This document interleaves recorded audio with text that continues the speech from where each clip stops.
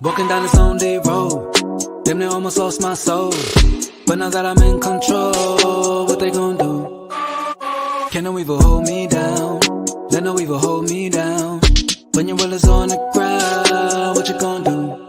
I won't go for anything that isn't in direction of the boom. Don't never let anything come in between, cause surely you will lose.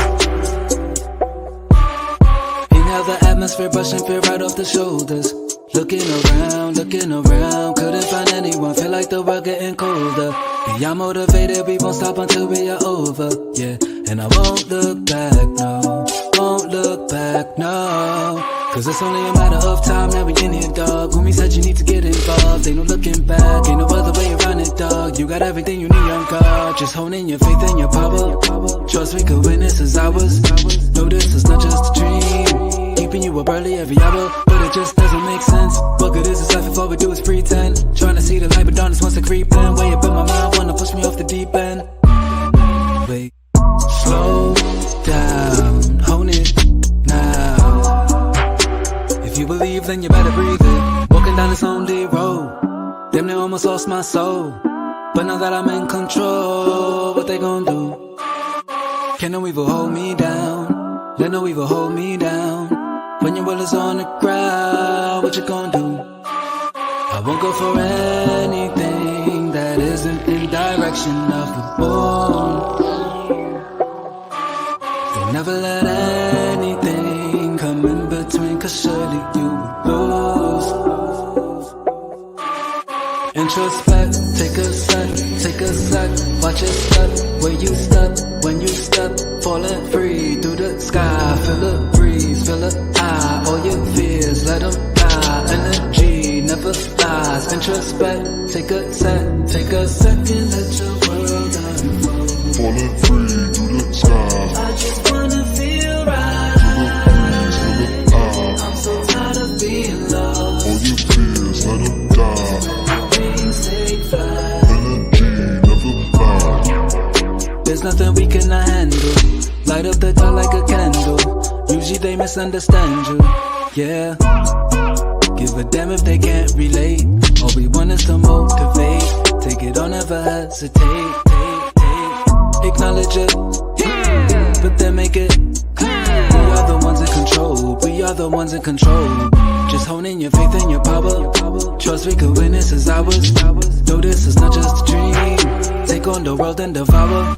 Walking down this lonely road, damn near almost lost my soul, but now that I'm in control, what they gon' do? Can no evil hold me down? Let no evil hold me down. When your will is on the ground, what you gon' do? I won't go for anything that isn't in direction of the moon. Don't never let anything come in between, cause surely you will lose. Yeah, we only getting started, but you know I got to bang it. Yeah, we're shooting for the stars, you know you got to aim it. Yeah, this goes out to the ones who doubt it. How you gonna see with your eyes all clouded?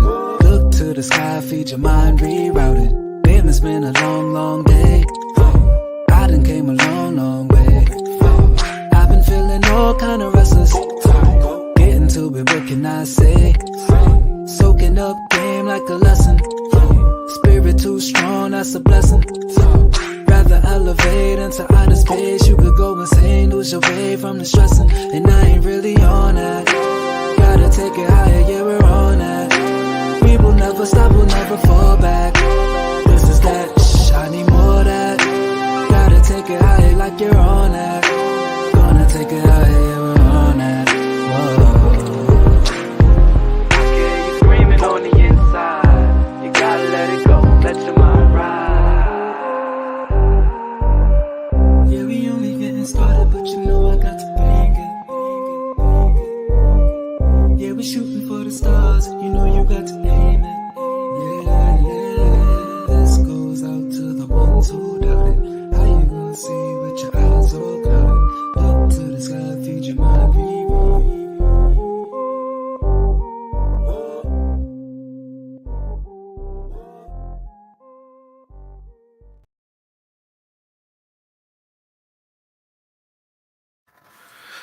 Yo, yo, yo. How's everybody going?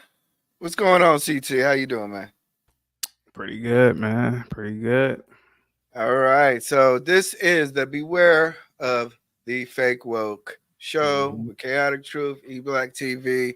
We're two young African Americans coming together on Black History Month to discuss issues revolving around politics, news, social commentary. Hope everybody's doing good. Everybody's in the building. Let me say hello to everybody who's in the building. Portia, she's in the building. I seen her comment here. Here for T is in the building. We got Tatum 32 in the building. We also got Aisha Speaks in the building, longtime supporter. How you doing, everybody? Salute to everybody here. Like always, this is YouTube, so you have to like. You gotta like, help the algorithm. If you like the content, if you like everything that we're discussing, please subscribe. Comment, be involved in the conversation. I put a poll out in the chat right now, so if you want to participate, check out the poll. We are asking today, is Martin Luther King Jr. a race hustler? So far, my crowd has done me very much proud. They have done me very much proud. They have voted 43% yes, 57% no. I'm very proud of you guys. You guys are making me very proud. Let's keep the energy going on this pro black tip. What's going on? So salute to everybody. But let me ask you this. It's Black History Month, man. This is 2024. Is Black History Month still needed in 2024? No, And why not? because there is nothing unique about Black history. There's Hmm. nothing that is, to me, giving Black History Month is like giving a participation trophy award, uh, to a kid with Down syndrome on the basketball team. It's like we're gonna let you be on the team, but you're you haven't really we're gonna pretend that you're contributing. The thing of the matter is that do you want me to go into you want me to expound upon this or not? Yes, please, because I'm very interested Yeah. how you compared Black Um. history to Down syndrome. Yeah. Okay. So black culture, if even if there if and I don't believe that there is a black culture, I view the world from a certain set of metrics, right? One of those metrics being industry. So, for example, the automotive industry, the computer industry, the medicine, agriculture, etc. So, for example, with agriculture, you have what let's name a company. Let's use Tyson Food. Okay. Tyson Food employs tens of thousands of people. Mhm. Tyson Food, you, you think about all the farmers that are contracted with Tyson Food, right? Think about all of these different networks of people and other institutions that rely on Tyson Food, right? Mhm. I don't see that in black culture. I don't see large scale institutions, uh, and particularly on a global scale. When we think about the sciences, we think about mathematics. Blacks aren't at the forefront of mathematics or science. The top Fields Medal winners. You know what the Fields Medal is. If you don't, I'll tell you. It's the top mathematical award given every 4 years. You don't see blacks there. You don't see blacks at the Math Olympics. You don't see blacks at the forefront of these things. No, don't get me wrong. You have blacks who are scientists. You have blacks who are, in all types of fields of study. But the people who actually control things are whites, typically. Uh, and if any society needs to be celebrated or given a month, it should be white. if you really ask me. When we talk about architecture, when I go into my downtown area or when I go visit other cities, the architecture is not African architecture or based on African inspired art. It's based on either Roman, Greek, medieval. We know a lot of columns in buildings, and I always say this have either Doric, Ionic, or Corinthian type columns, etc. So when we think about things like this, right? I get it. You want your team to win. Trust me. We want you want your team to win. But the fact of the matter is that you have to come to the realization that you are not winning and that another team is winning. And that other team is and again, it's not these random white people walking around like NPC players. I'm talking about the white power structure. And my argument is this: even they don't deserve a white history month. You're supposed to build society. You're supposed to be ingenuitive and be prosperous. These are things that are just you're supposed to do. You're not supposed to be rewarded for achievements. Richard Feynman, he's dead. He died in 1989. Very famous he was I don't think he was a theoretical physicist. I think he was a theoretical physicist. But anyway, Richard Feynman, he said that he hated honors. You should look it up, man. You should look this up. He hated honors. He hated awards. And it's because people who really do things, they don't care about awards. People who are pompous and arrogant do. That's why you have the Academy Awards. That's why you have the Grammy Awards. People who ain't doing nothing, actors, they ain't really doing nothing. They just pretending. See, my award for my scene in this movie. But you don't watch. But would you care to watch a engineering awards? No, because there's. I'm almost done. That's what they're supposed to do. So Black people giving a month is an insult, to be honest with you, because An insult. you haven't. Are you not listening to me? You haven't done anything on scale to even deserve a month, and the people who do deserve a month aren't given a month. So why the fuck should you be given a month? That's why I say end this stupid month until you Negroes build something. I can understand it. And even then, you don't deserve it a goddamn month. Look at what they're doing in China now. Look at all of those, even though a lot of those cities are ghost cities. Look at all of the engineering taking place there. Look at all of the mega structures. You would think that the Chinese should we deserve a month. But they don't even do it. It's because you're supposed to do these things. Don't no man sit back and say, I'm gonna build something, I want an award. No, that's what men, it's like what Chris Rock said back in the 90s. He said, Black people are the only people. This is what he said. He said a nigga would be the only type of person that says, I take care of my kids. Remember what he said? He said, you're supposed to take care of your kids, you dumb mother, your low expectation motherfucker. Can we curse over here today? I want to curse. You said what? I can't hear you. What you say, sir? Yes, you can curse. Go ahead. You're supposed to take care of your kids, you low expectation motherfucker. And that's the problem with Black History Month, man. It is a stupid month. It empowers mediocrity. And it's an insult. And you should be insulted by this month. I know I'm insulted by this month. Your niggas ain't. Are you done? No, I'm not. Give me a second. You niggas ain't done nothing to deserve this month.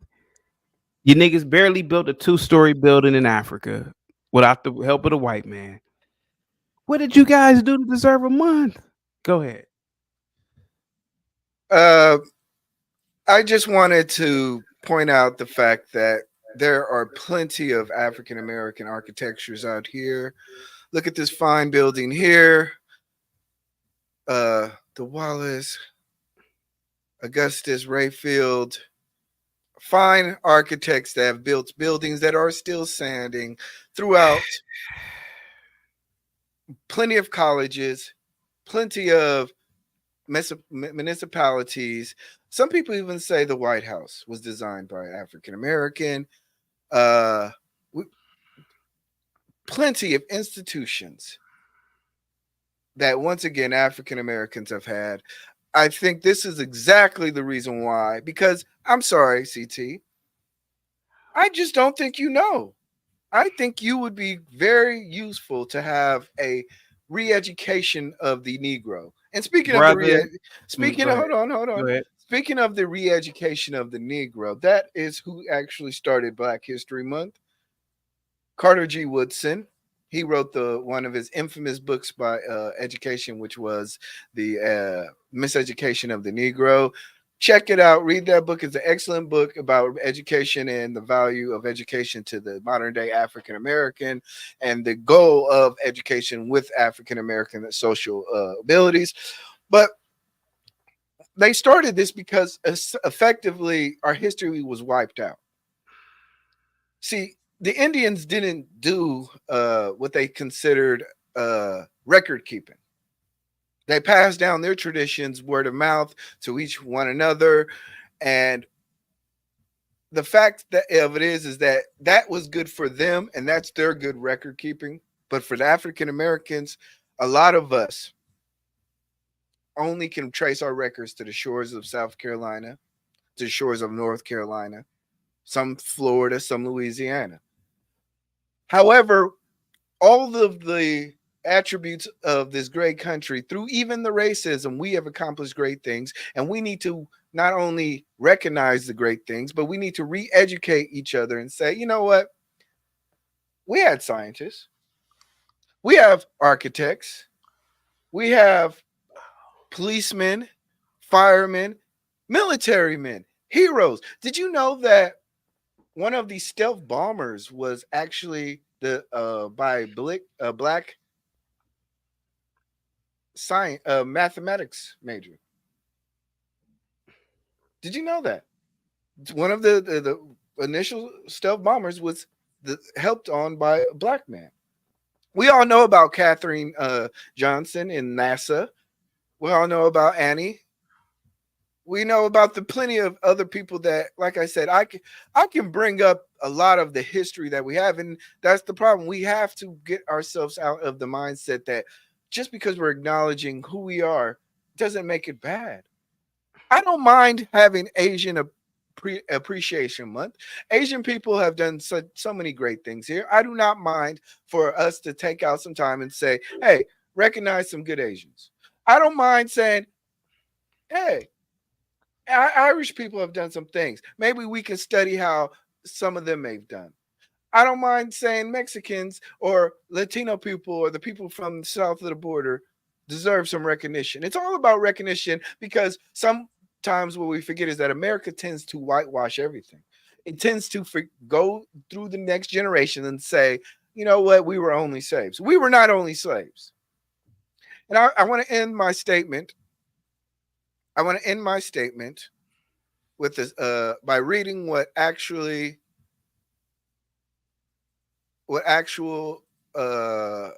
Carter G. Woodson talked about in regards to Negro History Month, formerly Negro History Month, but now considered Black History Month. He said, if a race has no history, it has no worthwhile tradition, it becomes a negligible factor in the thought of the world, and it stands in danger of being exterminated.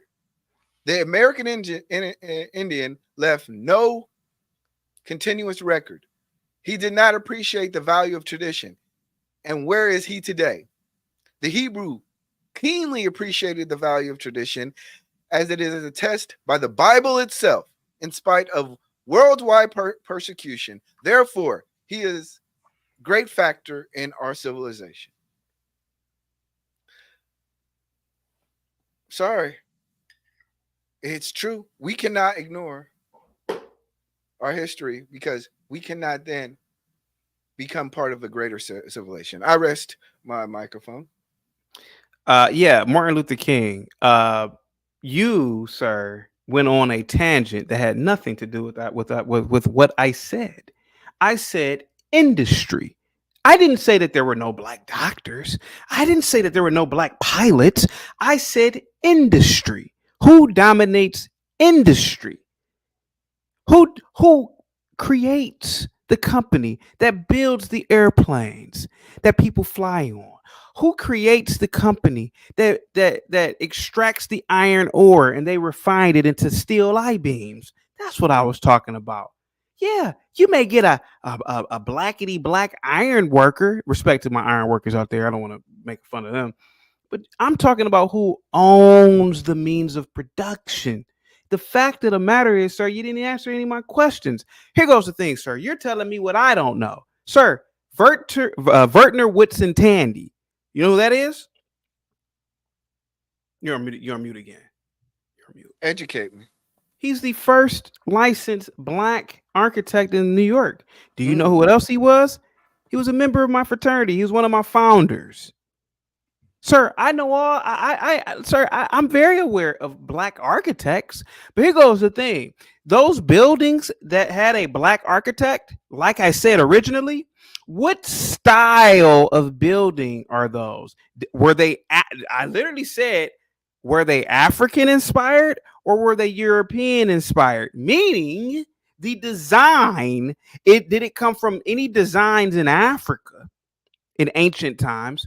Or did they come from the many designs in Europe, like a Victorian home, like brutalist architecture, sir, or my favorite, Art Deco?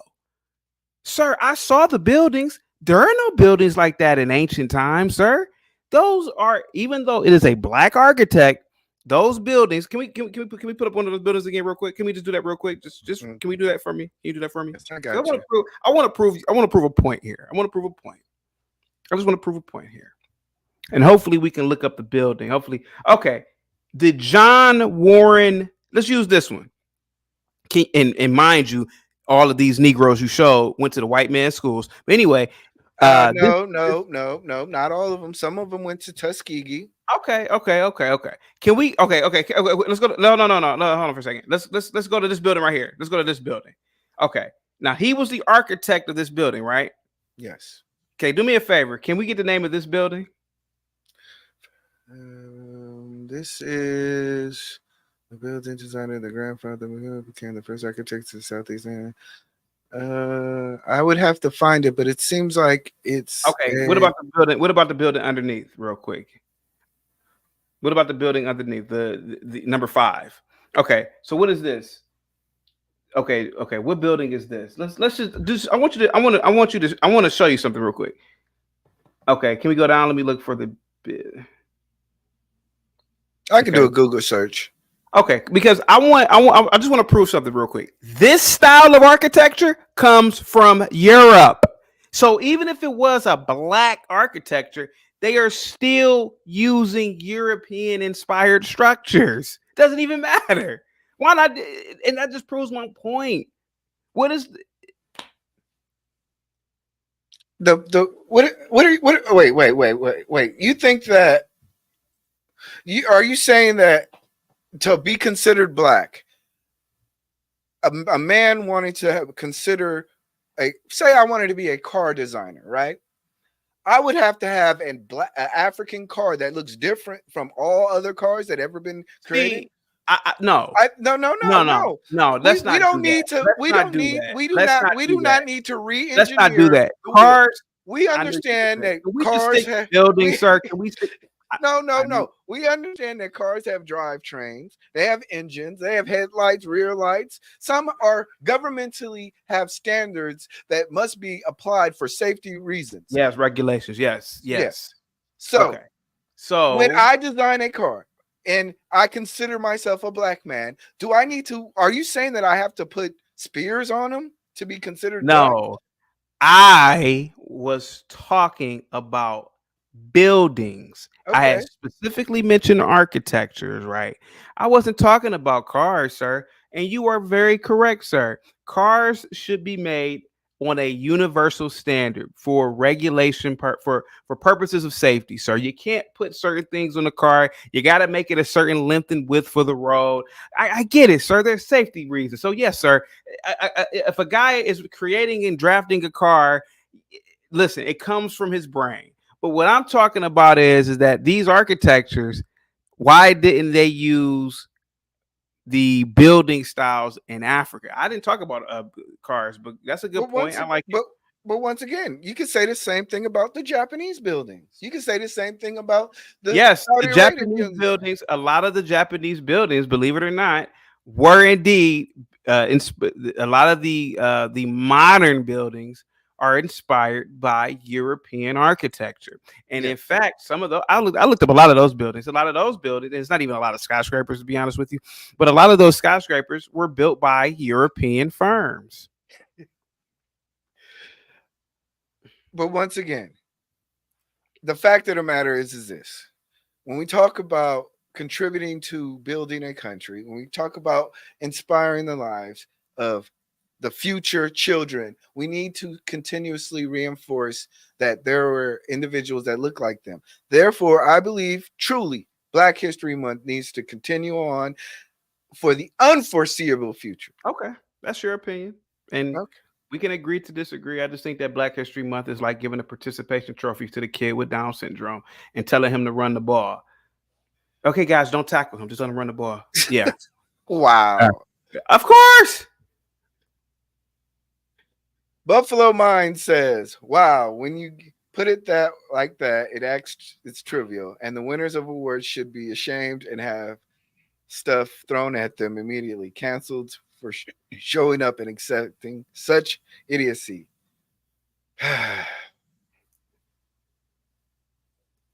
He gives me Uncle Ruckus vibes. You're gonna have to relax. You're gonna have to relax. Please respect the host of the show.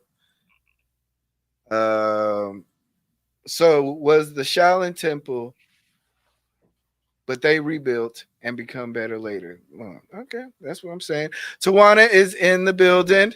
Tawana, as we speak, they are attempting ethnocide Black American culture, particularly in Florida. Let's see, what else do we have? Aisha says, put some respect on our ancestors. Salute to her. Savage says, my shirt is being like that shirt you're wearing is a white man style from Europe. That is fine. Am I supposed to come up here with a dashiki? Am I supposed to come up here in a dashiki? I don't know, man. That's up to you. So I like the white man's clothes. I ain't gonna lie to you. eBlack, but do the blacks really deserve Black History Month? I mean, I do. I'm a good black. What about the blacks that are destructive to society? Do they deserve it? They should learn. They should learn. And then it goes back to the theoretical model that I was talking about in regards to high regard and respect in today's society. When you have high regard and respect for oneself, then you want to contribute to a society. You want to contribute to a culture. You want to bring things to the world that is going to be left for the future. So yeah, I agree. We You need mean black. like a corporation? Yes. We want to Okay. bring. We need to have So, black people, even if so they're destructive to society, learn about Black history so they can prevent what they're doing and they can continue us on doing it. So salute to JT. Coin rings. He says salute eBlack in the chat, enjoying the discussion. So continue on. Sorry. I don't have anything to continue, sir. I think that Black History Month should be eliminated. And how you can eliminate it, I think that people should stop acknowledging this idiotic month. I mean, what? I just don't get it. Like, what are you celebrating? You're Average? What are you celebrating? average exceptional. Averageness? Like, what? I mean, No what? exceptionalism. You're showing people who, in spite of racism, in Give me spite the give of me give me the Fortune 500 company that was started by a black man and it's all blacks working in it? Give Look, it I'm to me. not. I'm not gonna go into this with you. No, We I'm know serious. about I'm serious. we No, know how seriously. Let's majority do of it. these companies were either, now. If you want to get serious Well, we about know it, how the majority of these companies how work. many Why not just start Fortune your own? 500 companies are started with foreign capital money?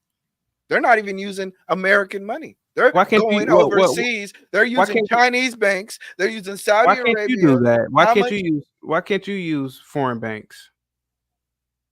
I There's don't get nothing it. wrong. Like, why? There's Why is it? nothing wrong with it. But if you want to talk about American companies, a lot of things that we talk about in America don't originate in money in America, nor are they funded by America. Really? So name what company is that? I'm because I never heard of that. What company is that? At, do you think Facebook was started with just American dollars? I don't know. What was it started with? What was it started with? What dollar? Do your research? You want me to do the research? Okay, Yes, this is I'll do Black the History research. Month. Sounds like you This is don't know what Black you're talking History. about. No offense. It sounds like you don't know what you're talking about, but I'll do the research to see who really started Facebook. Okay, I'll do the. Lord Jesus. It sounds like you just don't know what you're talking about. You're just throwing stuff out there. You're just throwing stuff at the dart. You're just throwing darts at the board blind. You don't know what you're talking about, bro. You just admit it. You just come on, man. You don't Come know. on, man. Come Mhm. on, man. All right. Let me ask you a question. Why did Steve Jobs get fired? Why did Steve Jobs get fired the first time? Yeah. I think the first time because the board saw him as a hindrance to the product. Yeah, well, he wasn't his Apple. I believe one of the Apple computers wasn't selling. The earlier ones weren't selling. But the reason why I'm telling you this is that a lot of people don't understand how you can start a company and be fired. Well, what happened is that the company was indeed started by angel investors who were stock options traders, but they weren't foreigners. So what I'm saying is that a lot of these companies in America are actually started by Americans with American dollars because of the stock market. I'm telling you, man. You can you look that up yourself. Believe it or not, Apple was started by one of the early investors was a stock options trader. Mm-hmm. He used to Okay. seed companies. But anyway, so what I'm saying is that you just talking, man. You don't really know what you're talking about, man. I know what I'm talking about. And with Nah, all due respect, I reject the notion that I'm out here. nah. You said foreign money? Like, come on, bro. Like, what company in America was started by China? What Fortune 500 company, for-profit company, was started by Chinese people or Chinese foreign investors? There are plenty of companies. Name them. Name the Fortune 500. I would love to, but you'd have to do your own research. Continuing on. Okay. That's an easy Continue. argument. All right. Go So continuing on. Salute to everybody. I see Banksy is in the house. What's going on, Banksy style? We got some other comments in here. We need to definitely get the likes up. Let me look. What are the likes looking like? We have only 30 likes. If we can get 5 more likes, I'd truly appreciate that. But like I said, so today we're here talking in regards to Just Pearly Things. Yes. You know about Just Pearly Things, right? I do. I know. Yeah, I know of her. Yeah. She made a statement on Martin Luther King Day today. Mhm. She said that the real red pill, Yeah. the real red pill is that Dr. King was a race hustler. What do you have to say about that? She is 110% correct. Dr. King, Martin Luther King, was indeed one of the earlier race hustlers, to be honest with you. There's a lot of allegations that suggest that he was a Marxist. There's a lot of a socialist. Is there He was wrong? Is there anything wrong with that? Oh, if you live in North Korea, I mean, if it works for you there, go live there. But we're in America. Okay. This is free market over here. It's a free market. it's a democratic socialist, it would be considered what they call But a government, I guess you could say that, certain systems here. For example, I guess you could say the school system. People pay into property taxes. The property taxes pay for the schools. mhm. Everybody's able to send their kids to the school, free lunches. I get that, but in terms of the private sector, that's free market. Okay. So there's no free market in socialism or Marxism. In America, no, there's no Marxism here, sir. But I'm just saying, in terms of Marxism and socialism, there's just no free market. There's a mixture. I will admit there's a mixture of socialism in America. I'll admit that all day. I mean, Okay. you go into your library. That's a small scale form of socialism. I mean, you can just get a free book, right? Or you get a book. Yeah. So anyway, but go ahead. Go ahead. I'm listening. No, I cut you off, but we were talking in regards to how Martin Luther King was a race hustler. Then you Yeah. said that you agree with him because of race Agree with her. socialism. Yeah, you agree with her in regards to the socialism. Martin Luther King was into socialism, communism. The thing about the communism part was this. I want people to understand that in 1960s, capitalism wasn't free trade at that time. Capitalism Oh, what was it then? it was a two-tier system. You had black people who had one form of capitalism, and you had white people or non-black people who had a different form of free market trade. So that system was not working for African Americans. The government was not directly responsible for or responsive to its citizens on the black side. Therefore, when you study history, or if you were to study governmental systems during that time, maybe communism seemed like a better idea because black people wanted their government to be more responsive to their needs. So I What? understand the notion. Yes, I understand the notion about not liking communism, but I want to frame Martin Luther King's and people of that time agreeing with communism and socialism. So Martin Luther King spoke out against poverty, right? mhm. Okay. eBlack. Mhm. You're black, man. Ah, You're yes. black. You grew up in a black family. Yes. You know. I mean, you weren't around at that time, Mhm. but you could almost guess why a lot of black people were living in poverty at the time. I probably could guess. Yeah. What do you think was one of the causations of black people living in poverty? Probably once again the government not being able to really distribute uh the wealth within this system. There was a two-class system. Black people were regulated to certain jobs. Their pay was being regulated. They were forced to be charged certain prices.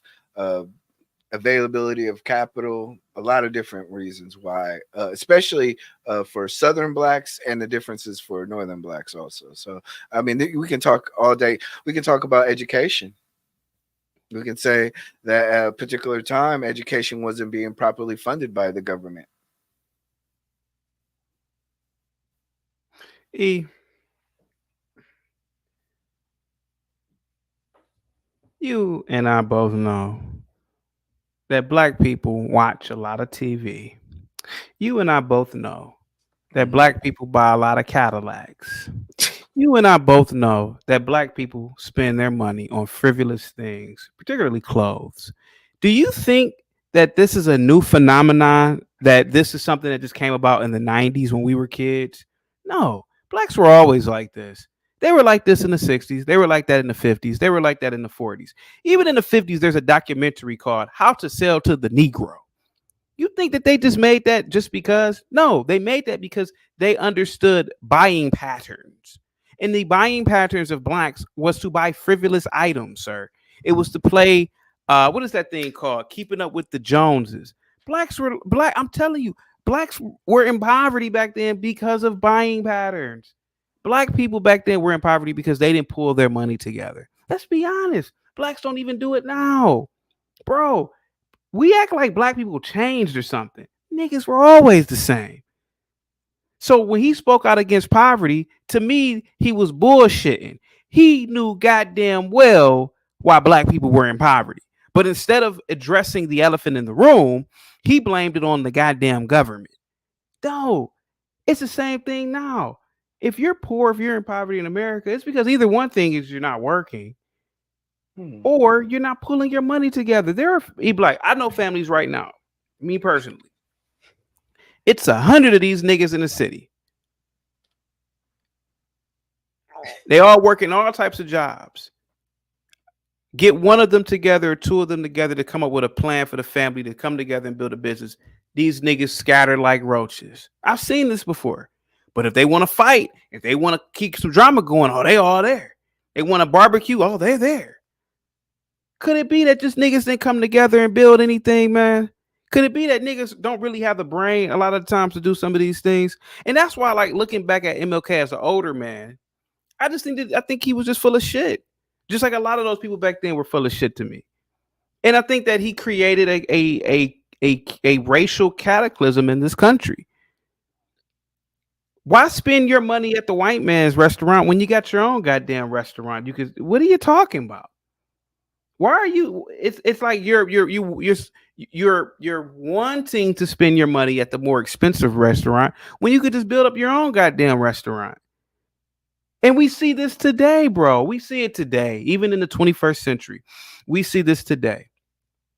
Black people, let's be honest, given the opportunity, would rather spend their money at a white establishment. Let's be completely honest, bro.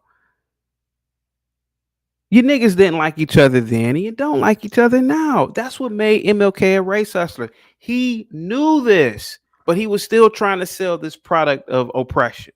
Let's be honest, man. So you believe that African Americans during the time of the 60s, 50s, and 60s were treated equally? And Sir, it were you nobody. had availability to Oh, the capital you had availability to the free yeah. market capitalistic Yeah. system. Oh, absolutely. Absolutely. Really? What proves that is black home ownership, black car ownership. Oh, yeah, absolutely. Blacks were all into the factories working just like the whites were. And in terms of being treated equally, sir, nobody treats each other equally, sir. You think a rich white man treats a hillbilly living in a trailer park equal back in the 1950s and 60s? Hell no. Sir, you're not supposed to be treated equal in a capitalistic society. The point of a capitalistic society is to win, and winning is making a lot of money. Because you know who was winning back in the day that were black? Rich black people were winning. You know who was winning in the late 1800s? Madam C.J. Walker. Madam C.J. Walker could take her big black ass and smack the shit out of then. Go ahead, sir. I'm astonished. But let's be honest. Let's be honest about this. Let's be honest. Let's be perfectly honest about this. Martin Luther King was not a racial hustler. That's your He opinion. Martin Luther King was a individual who actually, like many individuals, when they see problems in their community, they pull together other people, galvanize them to solve the ills of social injustice. I think we've discussed this before when white people were burning down Peachtree Ave, when there were black businesses being burnt down through white injustice or white rage, things needed to get solved. And you needed to galvanize people to petition its government, or else you will risk more and more violence or more desperate situations. Once again, when we talk about the disparity in voting that was going on when he went out to, I think it was Mississippi, and tried to galvanize people to vote. These people were getting arrested just for voting. When black people were trying to start businesses at the middle of the night, the Ku Klux Klan was coming down and throwing stones and throwing burning bombs in their houses. The climate at a particular time for Martin Luther King was very vastly different. We are benefiting from that time. We are benefiting. So I'm sorry, Just Pearly Things is very fake woke on this. I don't think she has the balls or the gumption to actually stand up for anything in her life other than what her father can pay for. I don't think she is even educated enough about this. Mind you, hold on. I got a clip for you. I want you because this is actually something that she's actually been kind of concocting for a long period of time. This is something that she's been working on. This is good.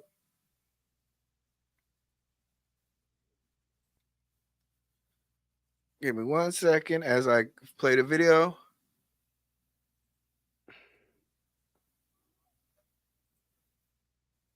We're going to listen to it in her own words. This is an interview with Jesse Lee Peterson about 1 year ago. That's not true. It's just not true. As a matter of fact, when I was growing up, you didn't even hear the word racism because it didn't exist. Yeah. And I grew up in Alabama on a plantation during the Jim Crow era, but we never heard the word racism at all. Well, would you say it's because of like race hustlers, like the people that like make money out? Yeah. That's what it is. Yeah. They like, made that word up to yeah. be race hustlers. Yeah. There's like, it's like race hustlers. Probably environment hustlers. I don't know much about the environment, but it's like it's the same pattern. So that's why I'm like, and then there's violence against women hustlers. That's the other thing. It has to be like women are the ones that are like super oppressed because I think there's like funding and violence against women. Yeah. Yeah. Follow the money. Yeah. It's about power, perceived power, and money. And they come up with all these different terms like racism, something to make you feel like a victim, and now they can use you to make money and maintain power for themselves. Yeah, that's what I tell the girls. I'm like, stop it. Any girl that says she can't get ahead because she's a woman is just lazy. Lazy. Yeah. You're just lazy. Get a job. Get a job. I'm like, as a young, pretty girl, you have more opportunity than the men. Stop it. Stop it. What do you think about? So once again, she's been kind of working on this talking point for a year now. That's why it's fake woke. She doesn't really know what the hell she's talking about, and she's found a way to say something exciting. Get the people going. These race hustlers are out here to get your money. Don't get me wrong. I do believe there are people here who play on the black and white issues on both sides. Black people, I believe so. I believe white people do that also. But the fact to say, on Martin Luther King's Day, a person who's done the March on Selma, who's went and sacrificed his life in Memphis for the sanitation workers, to say that this man was doing what he was doing for money when he came from a very well-endowed family, I'm sorry. This is very fake woke. This is extremely fake woke. And in fact, hold on. I agree with Aisha Speaks. I believe Pearlie's the one that's the race hustler. I agree too. I think she knows that she's a white girl. She has no clue about half of the stuff she's talking about, and that anything that she can say in regards to race relationships may or may not make a headline and further her career because she's trying to be bold and exciting. Can I ask you a question? Go ahead.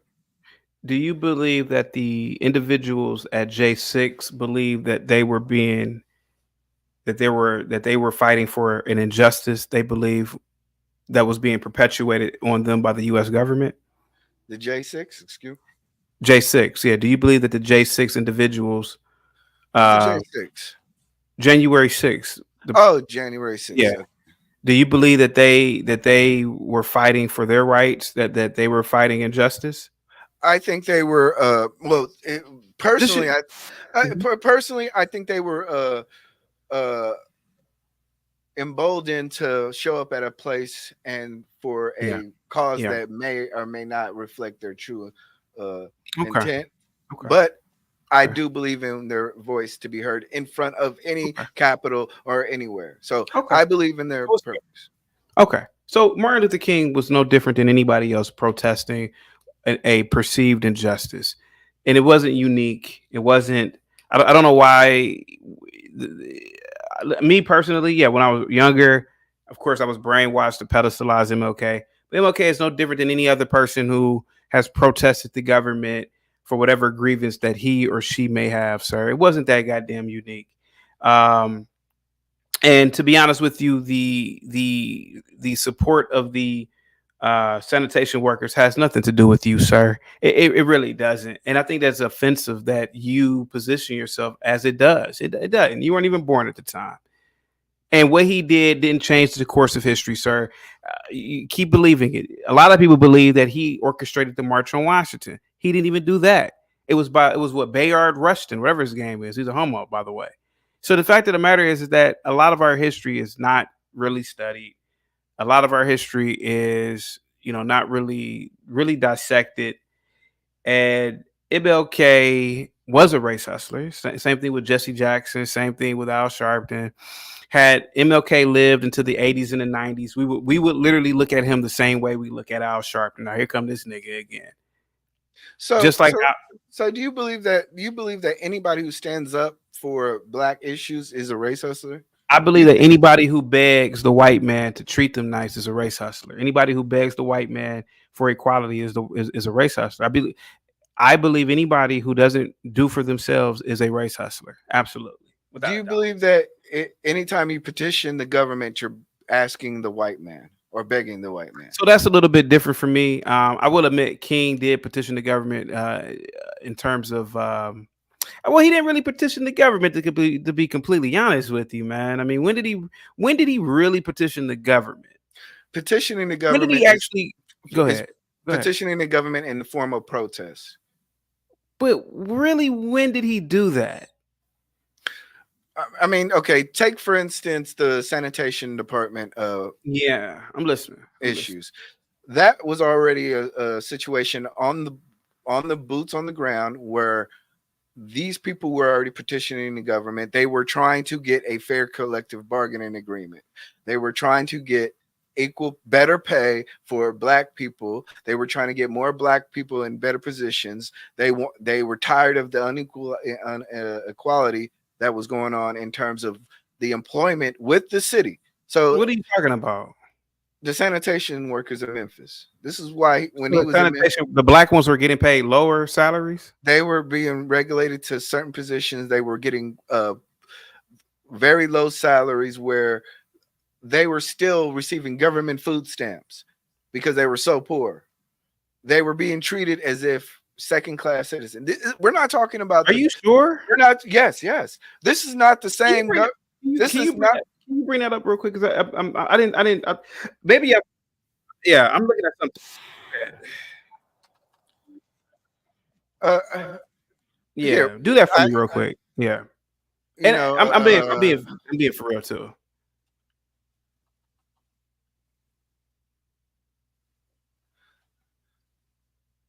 Yeah, because I didn't know that was the actual cause. But yeah, if you could just look that up real quick, so we can both get a better understanding of it about the sanitation workers. Let me see. Marches to witness. We will do a.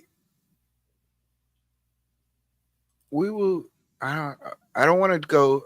I'll play a video that kind of describes what was going on, but just so we can clarify it.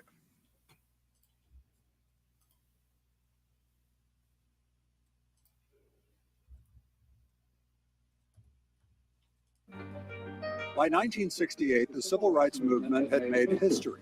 Under a deluge of water cannon, the movement beat back Jim Crow in Birmingham. I say segregation now, segregation tomorrow, and segregation forever.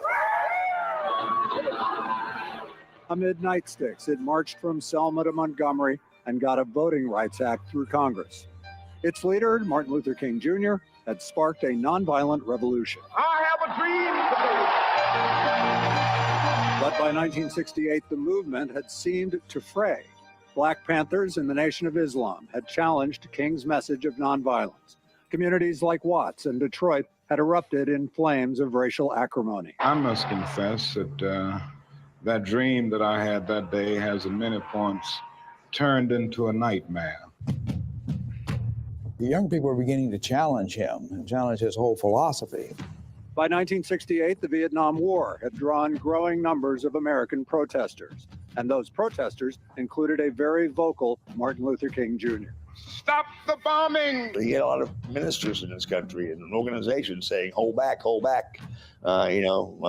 go out full force against the war. And King did go out full force against the war. By 1968, King was a man virtually in perpetual motion while leading a cash-strapped Southern Christian Leadership Conference. His dream included a more normal life, says Andrew Young, one of King's top aides. He had been offered an interim pastorate at Riverside Church. And his secret dream when he retired was to have a church like Riverside and to teach at a seminary like Union. And he was just 38 when it was offered. And we said, have a nonviolent demonstration, and that we will have a nonviolent demonstration here in Memphis. We were discussing the Poor People campaign in Washington. And he said, we're going to Memphis to complete this debate. Why in the hell are we going to Memphis broke? So I just couldn't hardly believe what he was saying. And that Tuesday, we went to Memphis. In 1968, King flew to Memphis again on April 3rd. Sanitation workers packed a church. Because I've been to the mountaintop. Where King seemed to have a premonition. And I've seen the promised land. I may not get there with you, but I want you to know tonight that we as a people will get to the promised land. King had been checked in at Memphis's Lorraine Motel. A few doors away, a boarding house had a window with a clear view of King standing. All right, I'm sorry. That may have not been the best video, and I'm sorry. I looked it up live, but effectively, yeah, he went there for the sanitation workers. He was, and they mentioned the Poor People's Party, which was a part of a bigger strategy in which we wanted to, when you go across America, equal wages for all. So that was part of that strategy.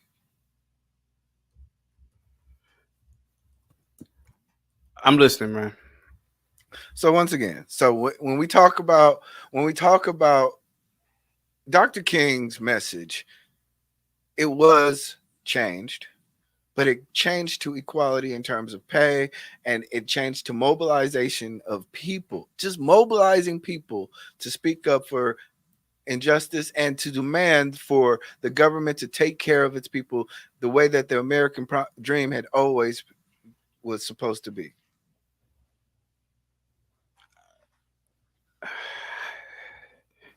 Are you against collective bargaining? Bro, I'm not against collective bargaining, man. I'm okay. All for unions, but the fact of the matter is that I really believe, you really don't know what you're talking about, bro. The largest employer of blacks in the 1950s was the federal government. Blacks had businesses for themselves post-slavery, especially during the Reconstruction era. You make it seem like white people were just going around bombing every goddamn place that blacks were living at, and that wasn't the case. Because here goes the thing: in the 40s and the 50s and the 60s, blacks dominated Detroit, Harlem, and other places around the country, man. And it just wasn't white. And I just refuse to believe that black men were punks like that, man. I just refuse to believe that black men, oh, come to white man. I just refuse to believe it. I think that were there racial incidents? Sure, why not? But I refuse to believe black men left and right were being punks like that. I really believe that what really happened was black people, just like today, they rather eat at the white man's restaurants. They believe the white man's ice is colder. They believe the white woman is better than the black woman. And they left. That's what I really believe. That's what I really believe King was fighting for. He was really fighting to be with white women. He was really fighting to be at the white man's diner. You had your own baseball team. Hey, let me ask you a question. Why didn't the white boys petition to play baseball in the Negro leagues? Because they have racial pride. And there's nothing wrong with having racial pride, man. It's not inequality. It's the look.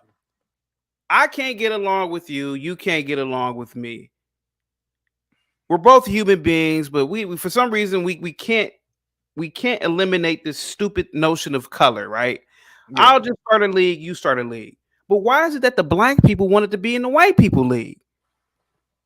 The white people didn't. The whites didn't come to the black baseball games and stop them from doing anything. They didn't come to They didn't come to all these black cities and stop the economics from going. No, they didn't. Blacks left. And then you Negroes named 2 cities. We don't really know what happened in Rosewood or Tulsa. When I was a kid, you would have thought Tulsa was a metropolis with 100-story skyscrapers, and it wasn't. At best, it was, I gotta say it. At best, it was probably you had a couple of 2-story storefronts made out of brick, but most of it was shanty. There's a lot about Black history that is just not understood, and I don't understand a lot of it to 100% degree of accuracy. But I do know this, man. Had King lived into the 1980s, 1990s, 2000s, he would be seen the same way we see Jesse Jackson and Al Sharpton. Like, look at this nigga here. He always coming around with something when something happened. What's this? This is the exact personification of what was going on during that time. Do you see that water fountain? Do you see the degradation in the colored side and the pristine upkeep in the white side? This was this picture right here is a representation of the American two systematic system that was going on at that time. It was 2 systems, one for black people and one for white people. But the colored side was always going to be considered lesser of value, less upkept, and the government was not willing to step in and had to be petitioned to enforce the American dream, equal rights among all of its citizens. So I'm sorry, bro. Chaotic. You're underestimating what the times was. I don't think you would like to be able to walk into your favorite Starbucks, and then they say, "How can I'll I make take your my own order?" damn Starbucks. No. You go there, and they say, "How you doing, Chaotic? What would you like?" I would like a cappuccino latte. Thank you. Go out back and we'll give it to you. And you know what I'll say? Fuck your latte. I'll make my own at home. Now here goes the thing, and I'm gonna show you. I'm gonna show you the twisted mentality of blacks. Both of those water fountains look trashy to me. They both look dilapidated. But here goes the twisted mindset of blacks. You think that the white one looks better because I bet you if you just I bet if I did a test, right, and I think I'm gonna do this. I'm gonna switch the signs and I'm gonna show it to people. And I bet and still say, I bet if the signs are switched, well, the one on the right, that's all white, and the one on the why they make it boxy like that for us, sir? You Black Negroes are never satisfied, and you believe that anything the white man does is better. That's why you perceive the one, the white water fountain better. Who's to say that the one on the right is not? Who's to say that the color one isn't made of fucking marble? You do realize nobody really, brother. Nobody really knows, man. To be completely honest with you, man. You're making this shit up, man. I'm telling you, man. You guys are deluding yourselves, man. You do realize that white one is the cold version. Like, how do you know that? How do you know? You weren't even there. How do you know? That's an electric. Cold water. That is the electric water fountain. What? Bro, yes, listen, that's the reason why. Do you think that's just because of design? So whether it's electric or not, what does it matter? It's colder. I mean, the other one does. How do you know that? I've been to bro. I had those same water fountains in my school, and the water was oh my gosh, was ice. Our Antarctica cold. Let me show you. Let me let you know how. Let me show you something. Do you see this little plug right here on the left side? I know what, bro. Listen, that little plug means electricity is going into that faucet. I know what it means, man. And what I am telling you, bro, is I bet you if we were to switch the signs and did an experiment, and even if we told people, hey, you know, the black one has the electric one, I bet niggas would still complain. They would say, why I gotta be electric though? Why I can't be like the old school? Niggas are never satisfied. That's what it is, man. Chaotic. The fact of the matter is that America was failing on its promise to its black population. We had yes, they were.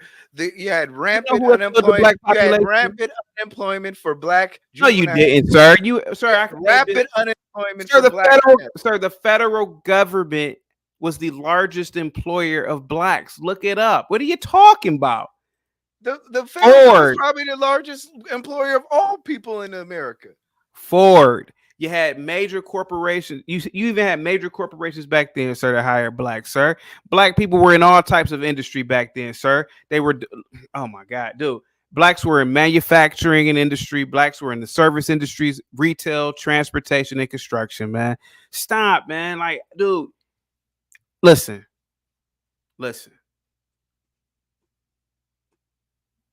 King was begging. And to a degree, what is this? Would you want to drink from the left fountain or the right fountain? Be a man, bro. Make your own damn water fountain. How about that? Oh my God. Be a man. How about that one? And this is from the 2000s here. What is this? Everybody right now. If you That's at a museum. If you were on it's a hot day. It's a hot day. You're a little parched. And you want to go to, say, the public facility, maybe a baseball field, maybe a park, and you go there to drink some water. I want you to put a 1 if you want to drink from the colored side. Or I want you to put a 2 if you want to drink from the white side. A 2 for the white side and a 1 for the black side. Bro, I want to see this. This is at a museum, A. And Yes. B, they purposely made the color one look all dilapidated. Bro, that's from a museum, man. And they made it look like that, man. Let's be honest, man. Luke, they are tricking you. I'm telling you, man. They are tricking you into believing that you were downtrodden and you weren't. It's a look at right now, dude. It's the year 2024, and you still are in a downtrodden mode right now. How come you can't be equal? You are equal right now, man. You are. It still doesn't mean once again, I think you're trying to change the argument now. Martin Luther King was not a race hustler. He was responding. He's a man, much like many men of all times were standing up for rights that, once again, America was not prepared to address. He was not a hustler. He was a galvanizer of people. I'm sorry. Right now, many of people could not go up and say, you know what, we're going to fight for a right.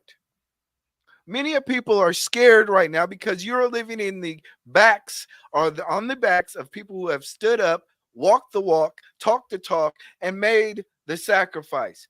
It's easy for us to sit here and say right now that well, he was a hustler. You would be a racist. Jesus is a kind man. But you got to understand, in Jesus' time, Jesus had to do what he had to do because of such evil that was going on in the world. Are you going to call Jesus a race hustler too? Was Jesus just a fictional guy that just stood up for the evil, the righteousness of the world? No, Jesus was addressing an issue that God said at that particular time needed to be addressed with its people. What was the issue? What was the issue? The evil. No, seriously. What issue was Jesus addressing? No, seriously. You said it. No, you said it. What issue? No, you said it. What issue was he addressing? I'm curious. We're not doing it. We're not. We aren't having a conversation. You just said Jesus was addressing the issues at the time. What issues were those? I'm curious. What issues were those? Right now, at that particular time. What issues were there? Jewish people were being persecuted by the Roman people. Jewish people being persecuted? Okay. Yes, by the Romans. They're captives. And why were they being persecuted by the Romans? Because they were conquered. I'm guessing they came from different cultures and whatnot. Okay, I didn't know that. I didn't know. I'm really was asking. I didn't know. I didn't know. Okay. Okay. Much And like Jesus, black people. Jesus, Much and like a Jesus, black and in the Bible, Jesus spoke out against the Romans, and their subjugation of the Jewish people. Yes. Those that's in the Bible. I didn't know that. And where in the Bible is that? Real quick, do you know? Where he said, "Romans, I want you to stop what you're doing." Is that in the Bible? Yes. Yes. Okay. Okay. I can look it up. I can look it know. up. I can look it up. But all I'm saying is that once again, for a man to stand up for his rights of himself and his people for equal rights and to be treated as a human being on this earth is a great thing. And I don't think it's race hustling, but I think we also do this where people who have made the sacrifices, we think it was easier to do it at that particular time. No, it's not easy. It's not easy to stand up for yourself. Come to an agreement that can we come to agreement that living in I'm gonna agree with everything that you're saying, right? Can we agree that the racist white country was better than the racist black African nations in Africa at the time? Because certainly the African Americans, they didn't think to move to Africa because they must have thought that, oh, if I go to Africa, it must be really bad over there. So isn't it logical to assume that the white man was more benevolent compared to the African then? You're talking about the continent of Africa, not a country.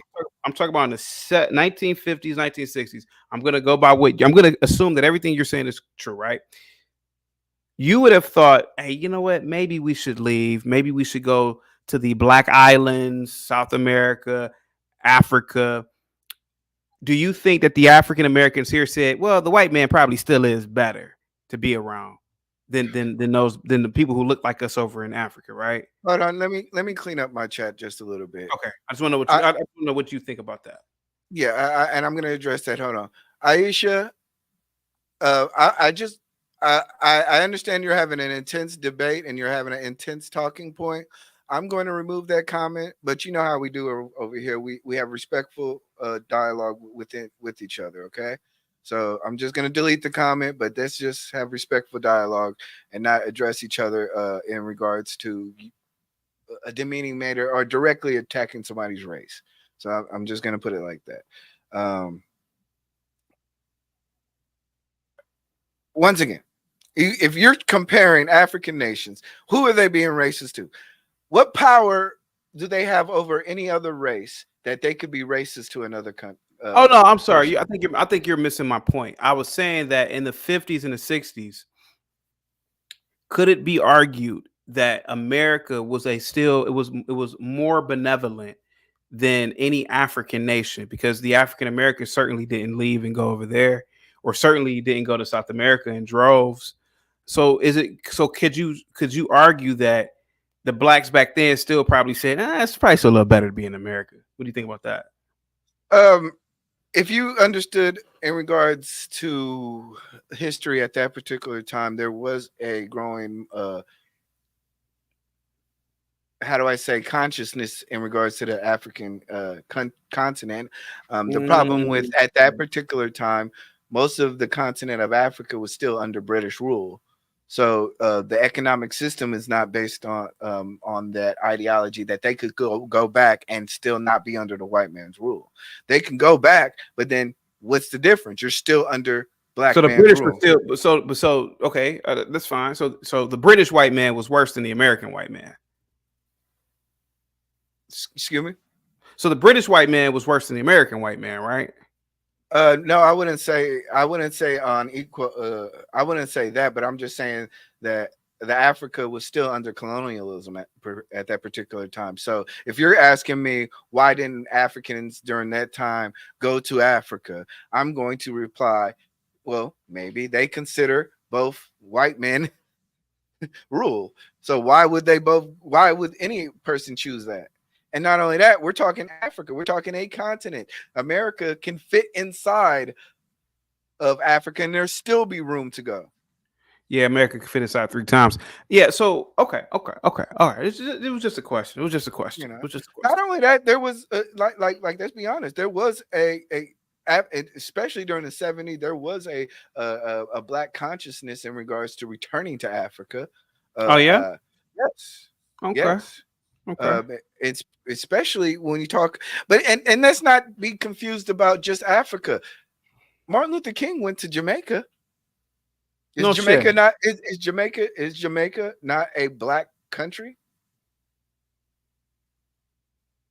So why can't are we just excluding? Are we just saying that black people can only go to places that are connected to the continent of Africa? What about Haiti? What if black people wanted to go? Why didn't you just say Haiti? You know why? Because your idea of the black consciousness is You limited want? to Yeah. it is limited to only the continent of Africa. We're talking about worldwide white supremacy, capitalistic, empirical. Empirical. Yes, imperial. You mean imperialism? Yes, imperial racism. So the fact of the matter is that any black person across the globe deserves to have rights. They may want to go back to Africa, which is their right. But if they don't want to, they deserve to be at their point where they stand and still be treated like a man. Just because I go to Canada and I'm around a whole bunch of white people does not mean that I get to be treated a certain way. Just because if I go to Japan doesn't mean that I get to be treated a certain way. The government should protect them, and I have every right as an individual in that place to galvanize the people for respected rights. Do you disagree with that notion? Do you think that white people who go to Africa deserve to be beaten, treated differently, have businesses taxed in a certain manner, be a second-class citizen because they're in Africa? So why should Africans in a different country be treated any differently? You got the floor, man. You want to open the link up? You want to open it up? I was ready today. You won. You won. Yeah. I was ready today. Yeah, I you was won. ready. Yeah, you won, man. Yeah. All right, guys, we're gonna open up the link. We're gonna get everybody, and as you know, we're gonna go bring you up one at a time. So when you do come up, also I want to make sure. How do we do on our poll? How do we do How do we do what? On our poll? It looks like 1 out of every 3 people. We look at 1 out of every 3 people said that Martin Luther King was a race hit. What's going on in my chat?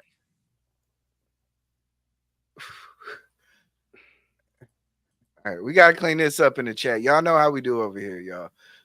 So once again, if you want to come up, please make sure we will prioritize people with cameras. We will also make sure that keep your points very clear and concise. We don't want to be on here with diatribes. So what is y'all up? Okay, anyway. So CT, while we're waiting for people to show up, yeah. Any last statements on this thing? Any last statements? Do you really like? Okay, I can understand somebody saying Al Sharpton, Sean King, Colin Kaepernick, maybe some race hustlers, but Martin Luther King. To me, this statement that she made on Martin Luther King's birthday this year is the definition of what fake woke is about. Making statements you have no clue about.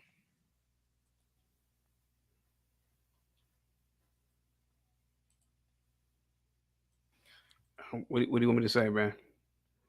Hold on 1 second. I gotta get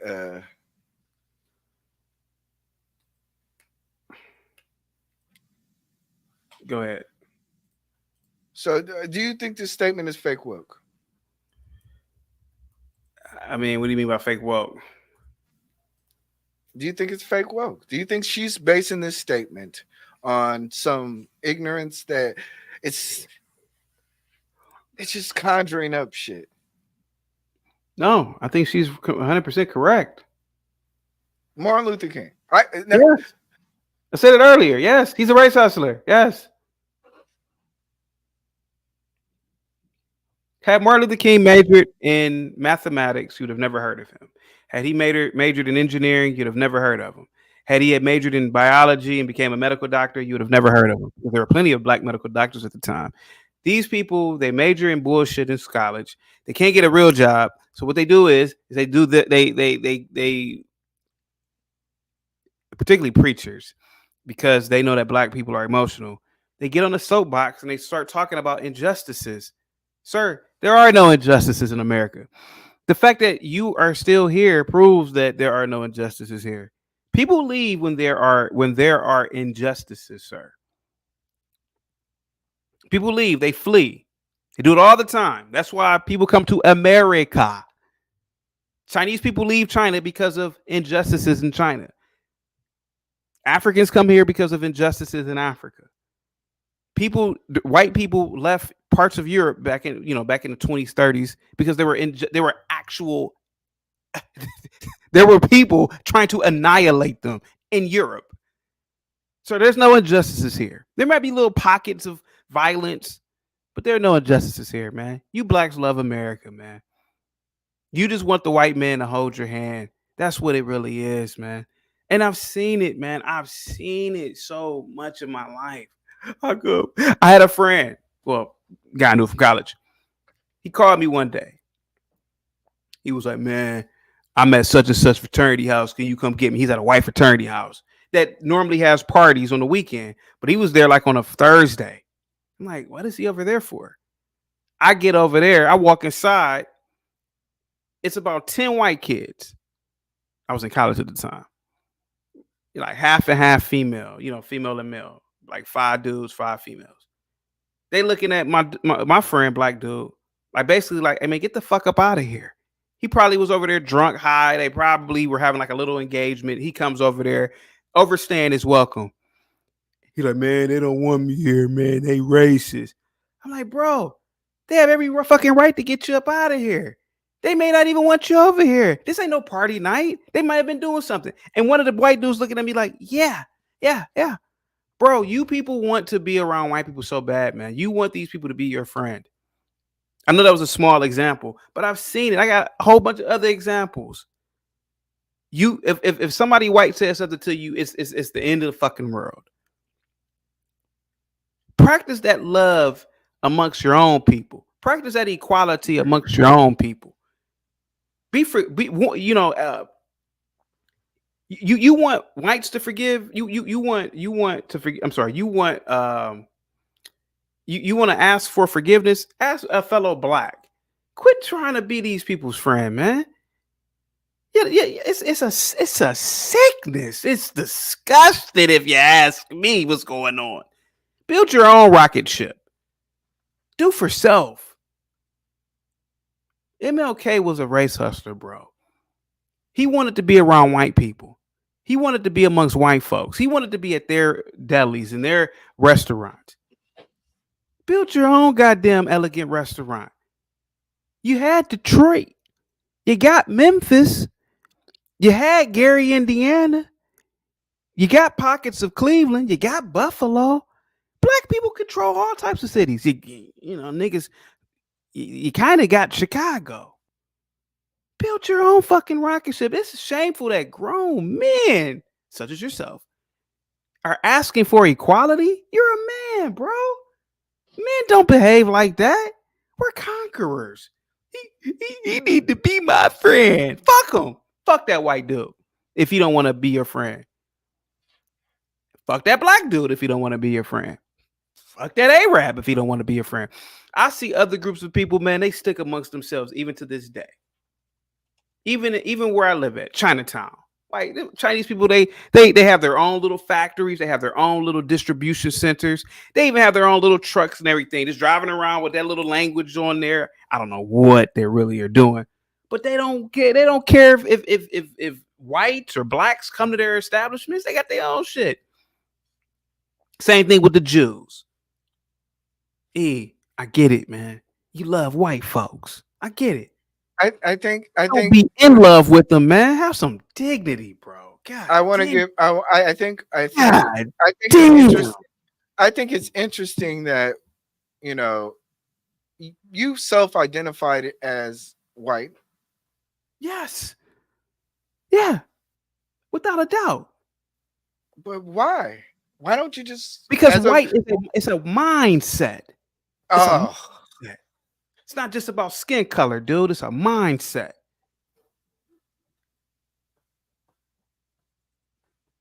And until you understand that, bro, man, you're going to continue to beg the white man for equality. Equality. I hope we playing basketball, man. You score 10, I score 10. Okay, man? Yeah, man, get the hell out of here. I'm going to try to tomahawk dunk on you every goddamn minute I get. Boom! I can't dunk. Sir, men are supposed to compete with each other. That's what being a man is about. You get hired at a company, man, it is your duty to be the managing director and hopefully the CEO one day. It is your duty to step on your coworker's head to get to the top. It's your duty, bro. This is America. I can't believe I'm hearing you talk like this, man. It's shameful, E. It's shameful. And it's disgusting. And only I will tell you this right now. It's pitiful. I want the white man. How come they were equality? Equality? Nigga, you out your damn mind, dude. And a lot of white people probably sit back and just laugh it up. These niggas. That is so much cap. That is so much cap. Let me tell you something, bro. Let me tell you something, bro.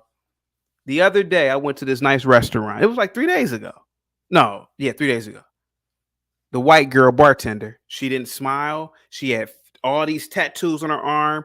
She was acting like she was Russian. And I said, oh, no, I'm not used to this white type of customer service. This is a nice restaurant. Ask me if I'm going back there again. Ask me. Nigga, please. No, just ask me, bro. Are you going back? Fuck no. Because I only give white people one chance with me at a restaurant. At a nice restaurant like that. Oh, nah. Nah. Okay, I agree, but I think the overall notion is that we should have to be a true capitalistic society. We have to have free market. We have to have equality. We have to have equal passages, and service should be based on other things other than race. It doesn't work in America. It doesn't help in America. And yeah, you're right.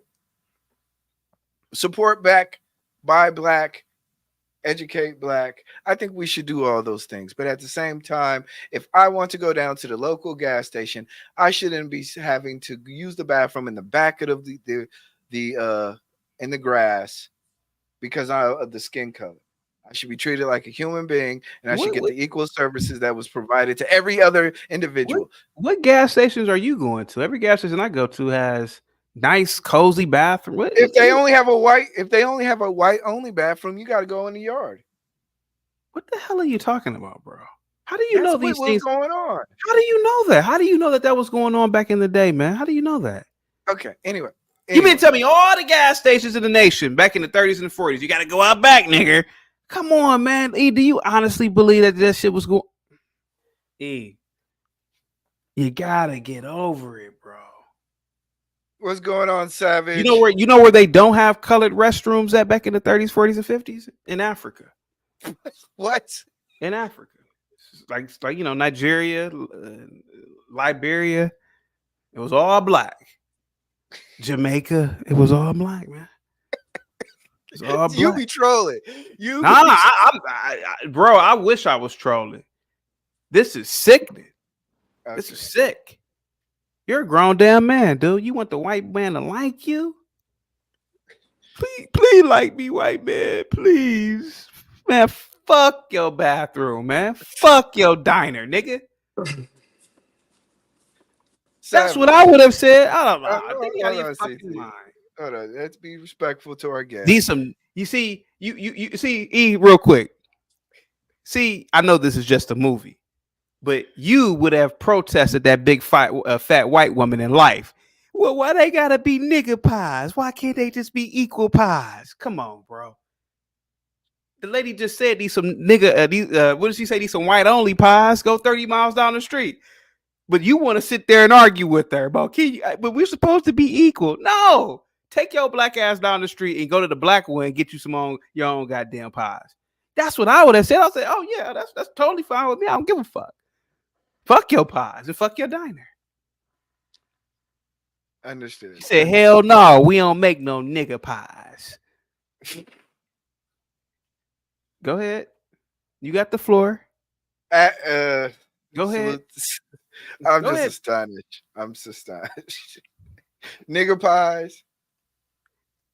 Sir, that scene in the movie Life, you've seen Life, right? Yeah. That scene in the movie Life was a perfect example. I don't know if those things really happened back then, but see, that in itself, sir, would have told me so much about her son, and whoever was working. Why would I want these people to like me, man? This lady said, we ain't got no nigga pies.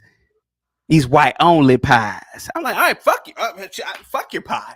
I'll go down the street then. Sir, the problem is that even if those, and I think that kind of incident was rare, but even if that happened, I would never in a million years want to ever go into an establishment like that again. These people are fucking crazy. They're fucking crazy. I want to find the closest black restaurant and get me some nigga pies. Some nigga pies. eBlack. And truth be told, if a white person went into a black establishment back then and got some ignorant ass service like that, they wouldn't go back. They'd be like, fuck that place. You niggas want to be friends with people who don't like you, bro. Like, that's the fucking problem, man. That's the problem. How come they didn't invite us to the party? They don't probably like black people. Don't go. Don't go. Fuck them.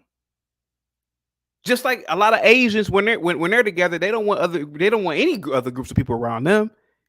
Maybe because they don't like other groups of people. I got friends right now who live in Japan.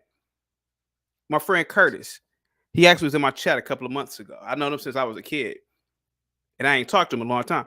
Dude, he told me a story about the time when he first moved to Japan. He said that they kicked out him and every other non-Japanese in this one party. They said, "Oh, y'all got to get the fuck up out of here. This is only for Japs." Sir, it's cool sometimes, sir, to want to just be around your own people. It's cool, man. Nothing wrong with that, bro. I get it. I get it. You want to be equal with people who don't like you, man? You want to be equal with people who don't like you, man? You want to be equal with people who don't like you, bro? You want everybody to like you, E? You're killing me, CT. E, no, seriously, bro. This is between me and you. Do you want seriously, bro? Do you I want to be treated equally. I would like to be treated to walk into an establishment, a business, and to get the equal service that business provides, whether or not I'm Asian or black or whatever. I want to be treated equally, and I would hope that anybody, my neighbor down the street, my other neighbor down the street, that they get treated the same. We should all be able to have access to the same things because this is America. We are Americans. That is my belief. You might not be your belief, but I understand. That's why we have. It is views. My belief, sir. But what I'm saying also is, for example, you believe that Pearly Things is just Pearly, whatever her name is wrong for what she said. I don't believe it. I do believe MLK was a race hustler, and I don't believe that blacks were just this downtrodden group back then. That's all I'm saying.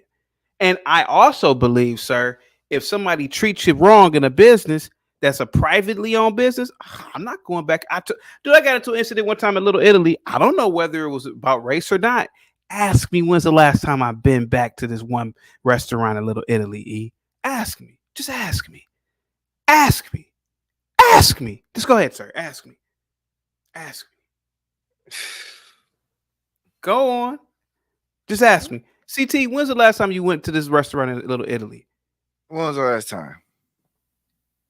the last time I left there, which was 7 years ago. I don't have time for bullshit. If you insult me one time, fuck you. Fuck you. I agree. I have no problem. I don't have no problem with that. But at the same time, I don't think there should be a precondition on entering a business to receive service. I think once again, you're only stating the fact that I'm not saying that there should be a preconceived. people have made sacrifices, that you're saying, you Bruh. know what, maybe I don't need to go to these businesses if they don't like me. No, the fact that we're able to go to whatever business we want and to then judge them based on how they treat us is a fact of how the sacrifices of the prior have allowed us to do that. That's the reason why so many towns in the South, in this deep South, you have the black side of town and you have the white side of town. And you still have that to this day right now. And yes, and they're designed and developed by either a major highway or a railroad. That you're just talking at this point. You mean to tell me that's everywhere, every black neighborhood is by a goddamn highway, right? All I'm saying is that we want equality. And there's nothing wrong with you wanting have equality. Exactly. And it was fought by men like about Martin Luther King, Malcolm X, who never Huey picked up P. a weapon. Newton. All these people have fought for equality, and we are living on the shoulders of him. Therefore, calling him a race hustler is just kind of living lazy. On the shoulders of your father, bro. Yeah, and that's what I'm saying. It's like it's weird. Like you're giving too much credit to this man, and you haven't once talked about your father and what he did for you. Like that, to me, that is so crazy. Like that is absolutely insane to me. Every other group of people, my father helped me. My father taught me how to build. My father taught me how to do this. Not black people. Even black people with fathers, good fathers. Mm-hmm. They're always talking about this fucking man, but they never say anything about their own father. I'm telling you, man, it's fucking weird. Yeah. It's weird. I come from a family of individuals. You're living on the father. You're living on the backs of your. I came from a group of individual families that lived in Tennessee, southern Tennessee, white small town, and they left because they wanted better opportunities. So they moved to California and Oakland to be around other blacks that were being successful. So yes, technically, I am living off the backs of my father, but the overgrowing movement at the particular time was to fight white supremacy, capitalistic imperialism. Then just leave, man. Dude, go to Jim. That's how you fight it. You think that he's okay? Let's Savage talk. He's been waiting, man, because this is ridiculous. This chaotic. You're deflecting. You're deflecting. I'm not deflecting, sir. I'm telling you to be a man, bro. Equality? What the hell are you talking about? Nigga, we're animals, E. What? We're savage creatures. What are you talking about? The only thing that separates us from the animal kingdom is clothes. Lord Jesus. Make all the jokes you want, sir, but we're wild animals. We're just apes with clothes on. No other nigga, please. No other man on the planet is asking for equality. The Middle Easterns don't do it. Why is it that black people are punks, man, when it comes to white people? Why? It's like, and I hate to say these things to you. I like you, man, but you kind of sound like a punk, bro. Like equality. What are you talking about? Your duty as a man is to conquer. You go into an establishment, hey, I'm gonna be the head nigga up in here. I'm gonna dominate everybody in here. Your job isn't to, how come my boss didn't treat me well? How come we're supposed to be equal? Nigga, please. No, the show. Okay, I'm gonna that's gonna be it on that because you're killing me. You're killing me. Well, you're killing me, man, with your equality talk. Okay, Savage. Greetings, Savage. First. Oh, your mic, Savage. Jesus Christ. Oh, man. Yeah, he's going to have to come back. Bro, I'm not trying to attack you, E. God knows. No. I understand. You have the sentiment that expecting a man stating issues that are going on in the country a man standing up for equal rights is considered weak, and that's fine. How come there are no equal? How come black people aren't asking for equal rights in Saudi Arabia? There are 3 million black people in Saudi Arabia. How come black people aren't asking for equal Who rights in says Saudi they're Arabia? not? Who, bro? Oh, okay. Do me a favor. Go to any of their corporations in Saudi Arabia. They're major corporations. Go to the royal family. See who's working in all of these. Just go to Saudi Arabia, sir. How come they're not asking for civil rights there? Who says they're not? All you gotta do is go to companies, sir, and you will see who's working in these companies. Okay. That's all you gotta do. I'll check it out. And that's a good statement. Savage, what you got, man? First of all, do you think Martin Luther King was a race hustler? Yeah, he was a sellout. Damn. Go ahead. Well, before I address that, I want to address two other things. So that electric water fountain, because the pipes come from the electric water fountain, it was chilling all the water that passed through that pipe. So it was the same coldness for all the water.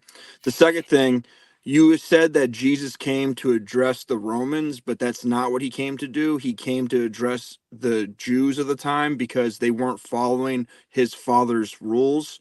And he actually was persecuted by the Jews. He wasn't necessarily persecuted by the Romans. So that was inaccurate. And he was. Oh, wait, before we get there. Okay, so about the water fountain. I want to address the water fountain. I would not say that they came from the same pipe. The pipe ran out the side of it. Where Yes, was that? but usually that's from the main line. The fact that you have the electronic sender thing, it goes through a filtration process or I don't know what you call make colder system. So yeah, it's like your water that goes to your shower and your toilet are coming from the same place, but it goes through a water heater to get hot water, right? So they came from the same line, but they're going both to a different system. So Sir, your hot water and your cold water are two different lines. Yes, but what I'm saying though is okay. Okay. This main line, that's a main line. In fact, that little spigot in the middle seems like to be the main line. I don't think it's actually coming from the electric side. It's actually splitting off from the both sides. It's splitting off in the middle. That's what that looks like. You see a split there? You see a Y? Yeah. Yes, I see that little pause and that little nut in the middle. That's a shutoff valve. That's a shutoff valve? Yeah. So your shutoff valves comes from the main line. No, you shut it off and it stops the water coming from the electric side to the other side. Okay. They weren't filtering water like that back then. That machine right there was cooling all the water that passed through it. Okay. I'm going to agree to disagree because this is just one example of this system. So I understand your point, but this is just one example. So to point two, if I said that the Jews were being persecuted, Jesus did not directly just come for the direct persecution of the Jews. You're right. He didn't come for the persecution of the Jews at all. He actually told them, when he was talking to the apostles, he said, give to the emperor what is his and give to God what is his. He actually told his followers to take up their cross. He also stated that to become a Christian was going to be persecution. He also told his apostles that some of them were going to die horrible deaths. Like, at no point in his message did it have anything to do with how it sucked to be persecuted. He came to give his life upon the cross for his people. So nothing about Christianity has anything to do with not being persecuted. Nothing. Yeah, but I think what my point was that, okay, we knew that the Roman Empire was there. They were in the controlling faction. They controlled the temples. They were misusing of the temples. There was a direct. They did control the temples. Yes, they did. They controlled the temples. They had great. Okay, Do they have guards at every single temple? Maybe or maybe not. But I'm saying that there was controlling interest in most of the economy of that area. No, by they control. They by control the Roman Empire. government. Yeah, they controlled the government. They controlled then the government. And then the Jewish priests controlled the temples. Yes, but then by de facto, then that means they control the temples. No. Okay, all right. We can disagree on that, but I think even Jesus spoke to the fact that, you know, and I looked it up here. John 11:48. If we let him go on like this, everyone will believe in him, and the Romans will come and take away both our place and our nation. He's speaking as a Jewish person in regards to the current state of Roman affairs. I think my example was talking about Martin Luther King speaking out in the current state of his affairs in regards to 1950s white and black relations. Jesus was a man who spoke out as a Jewish person in regards to his situation. That's the overall thing that I'm talking about. Now, if you may not agree with it, but I do think that's probably more factual than anything else. He was a Jewish person who was speaking out in regards to the injustices and to a lot of other things, but mainly he was a Jewish person and he recognized himself to be a Jewish person. So. Hey, can I ask you a question real quick? Do you consider Clarence Thomas an exceptional man? I think he's I think he's a great. I don't agree with him, but I think he's a great lawman. Yeah. What don't you agree with? What don't you agree? I don't believe in his policies. Really? Like which one? I think what he talks about in regards to affirmative action. I think there was even you've heard him talk about affirmative action. Yeah, I think yes. I've never heard him talk about affirmative action. Yeah, really. And you say what about abortion too? I think he's precursor to abortion to be removed. I think he was on that. So you believe in you believe that you have the right to kill your baby? I think a woman has a right to go to a doctor and have a procedure. Yeah, a procedure. Okay, yeah. So whether you call it a procedure, I call it killing. But so I believe a person should have the right to have an up until when? Up until when?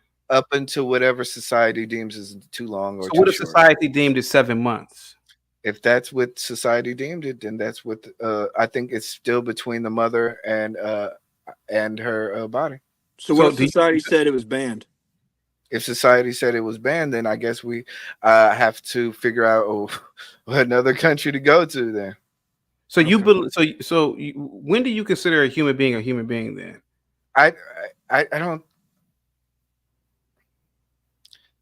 I don't think this is more or less about the human being thing. More or less, it's about a person having control and making conditions on their own body.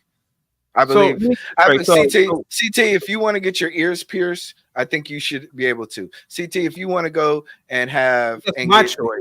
Yes. CT, hold on.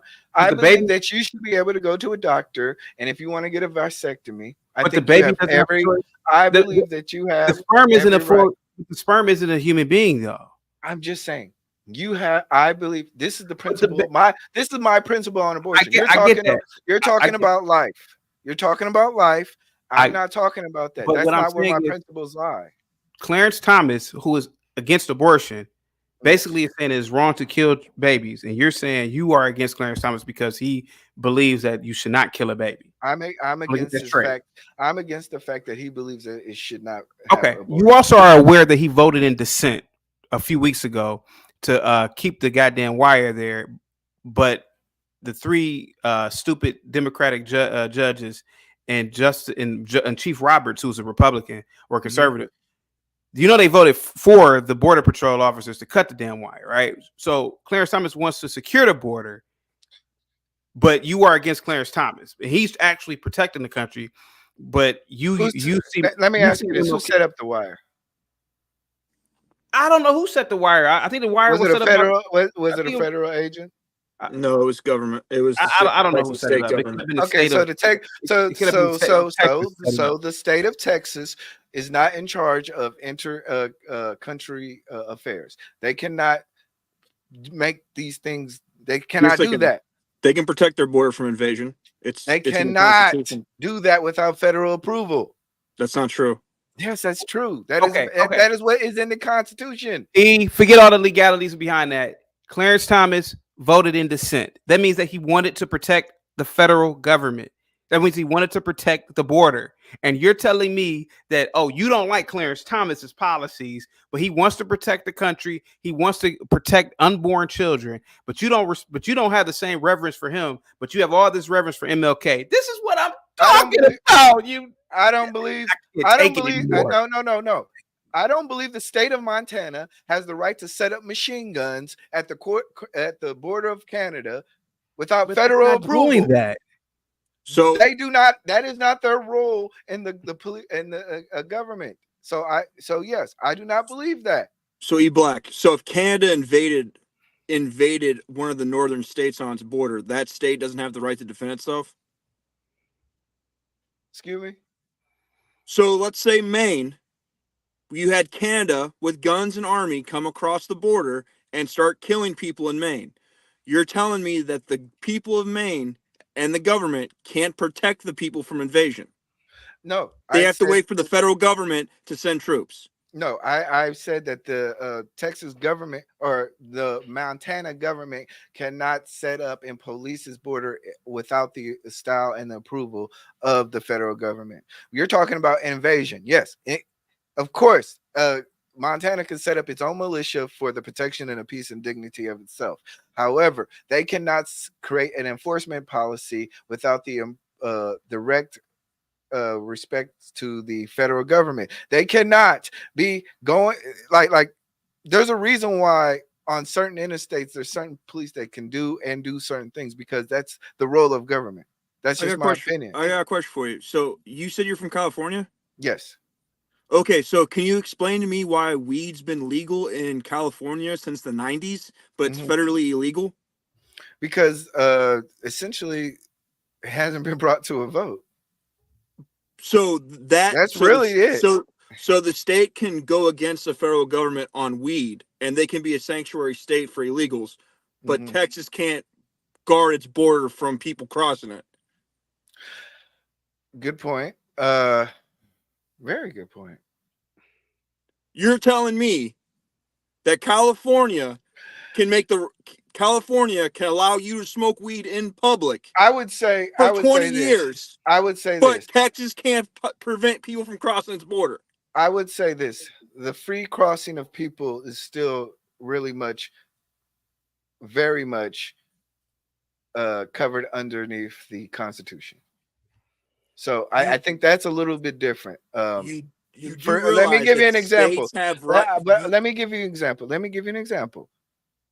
New York and New Jersey, they share a what they call a ferry line, right? That ferry line has to be approved by Congress. Why? Because interstate commerce is a federal thing.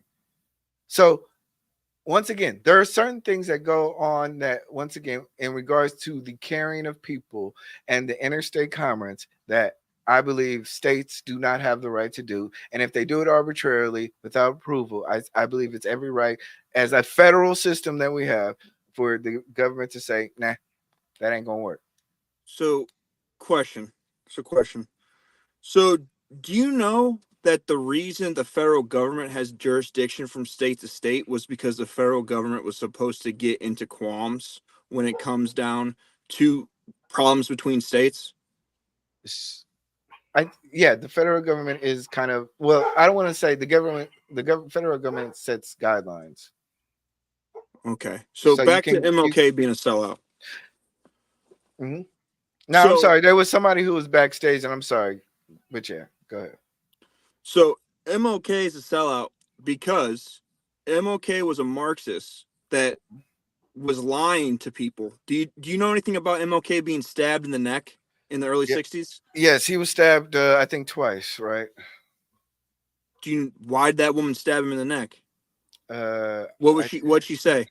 I think she was a person who was having a schizophrenic episode. No, but she said that she thought he was selling out the people.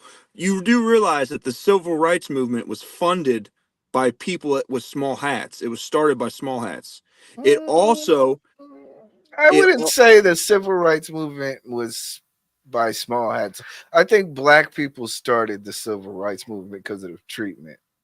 No, it wasn't. MLK speeches weren't even written by him. They were written by a Marxist that was gay, and it was written by a white man with a small hat. If you believe that, then that's documented. That's a fact. Just like if you look at Black Lives Matter, they were trained by a white man with a small hat. You can go back through the civil rights movement and are you talking about Black Lives Matter, the organization, or the movement? The organization. The organization. Okay. The three lesbians. I don't care about. I don't care about the Black Lives Matter organization. I care more about the Black Lives Matter, the movement. Yeah. Again, I'm making a correlation. They're trained Marxists, and they were trained by a white man with a small hat. Same thing. I don't see why saying Marxism. And I'm sorry for interrupting you, but I don't see why Marxism.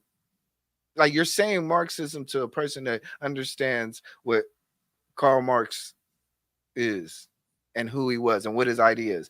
There's maybe a handful of true Marxist countries. Like it's mainly an ideological thought, just like socialism and communism. Socialism is supposed to be temporary and then goes to communism. So most of these labels on government structures are based on like I said, just ideas that people have and how they want direct access to the governments and response from their government to issues. So I when you say they're Marxists, I'm sorry, I don't care if they believe in their government should have designs like this, like something else. I don't care. I get it. I think that they will think that like even the most socialist person, even the most socialist person understands that it's going to take a lot of time to change the form of government, and a lot of it's going to take a lot of revolutionary change. So why, if he was a communist and it was okay, then why didn't he come out publicly and say that? Why was that hidden that he was a Marxist? I wouldn't say that he was a communist. I'm just saying that he sympathized with communists. It's proven. There's pictures of him at communist events. Yeah, I think why didn't he let that be known to the public? Once again, I think he even talked about it. I think he talks about how people with different ideologies, he can join in and make changes and petition your government. Once again, you're talking about a black man who is in the South, who is dealing with the supposed free market capitalistic society that he was in, and maybe other people thought that there was a better way of society solving poverty, housing, and things. Can I ask you a question, eBlack, real quick? Yes. Would you live in an all-black nation state, not a white in sight? I gotta go. Thank you so much, Savage. Thank you, Savage. Infrastructure is beautiful. We got institutions. Would you want to live in a black, like, let's say a hypothetical black nation state, freedoms, the same freedoms as in America, the same rights, but there are no whites, there are no Asians, there are no Arabs. Would you want to live in a place like that? I wouldn't mind. Yeah, why not? Okay. I'm just asking. All right, anybody in the back? Nobody's in the back. Oh. So and then we're about 2 minutes into our closing allotment time. You know, we don't do this long. So hold on, I'm gonna read some comments. I think Ashton had sent a super chat. Ashton Williams says, I can't lie. Chaotic, can we at least say if it wasn't for MLK, we would still be getting flooded and neighborhoods blew up till we extinct. I think he's speaking about the random firebombs. Also, we're not even going to talk about the environmental concerns that many of African American neighborhoods were in. A lot of them were more or less positioned in areas, for instance, Hunters Point in San Francisco, directly on nuclear waste facilities. So, stuff like that. What else do we have?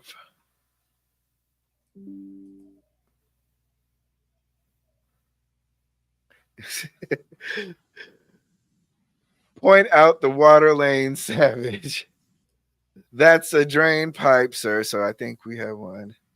So they can shut off the colored fountain only. I think we had. I think we proved. What else? It's a moral thing, eBlack. Are you saying because child, you know what is legal in another country, you're traveling here for said atrocity? I mean, that's essentially what you said. I think what I'm saying is that I believe in a process that while it may not be a moral thing, I think a person has a unique right to have. I'm sorry. I just believe a person have it. If you believe that child's alive, I think it doesn't matter. It's in that person's body, and they have a right. And I think it's up to society to judge whether they either allow it within reason or within time. So, yeah. I think it's just I just don't I don't think I don't like the no, Ashton. I just don't give out a lot of wrenches out over here, sir. Do you believe in euthanasia? No, I do not. Okay. I don't believe in euthanasia. I think so nobody has the right to want to kill themselves. No. Mm. I think a person has a right. I think that leads to how do I say private company gain. It's a slippery slope thing with me. So if a person is suffering through some sort of ailment, I don't know, man, person's cancer, and they just say, "Look, I just want to kill myself. I can't do it." You believe the government should step in and say to the medical field, "Hell no, you can't do that," right? I don't think they have. I think they can resist resuscitation, but I do not want to have because what I fear is going to happen is that you're on your say you have cancer or some type of disease, and your insurance company says, we're not going to cover it no more, and you're just going to suffer. It could be now or 6 months.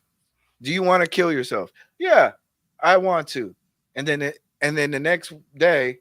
Well, we could have really covered it, but we're putting the pressure on you. Stuff like that. I think when you force people in dire situations to make rash decisions, I don't believe it's really helpful for anybody.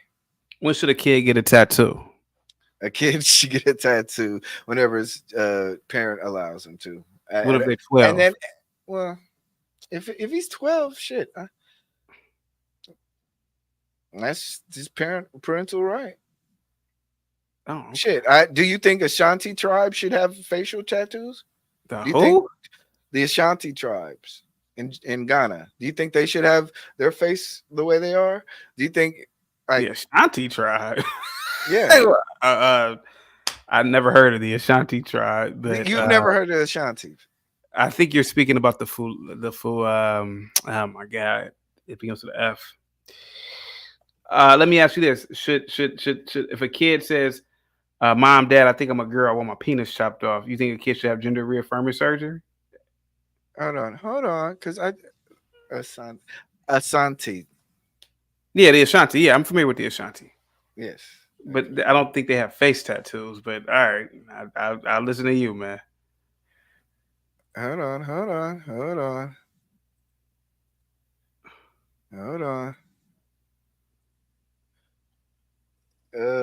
Share this tab. Here we go. This is the Santi people.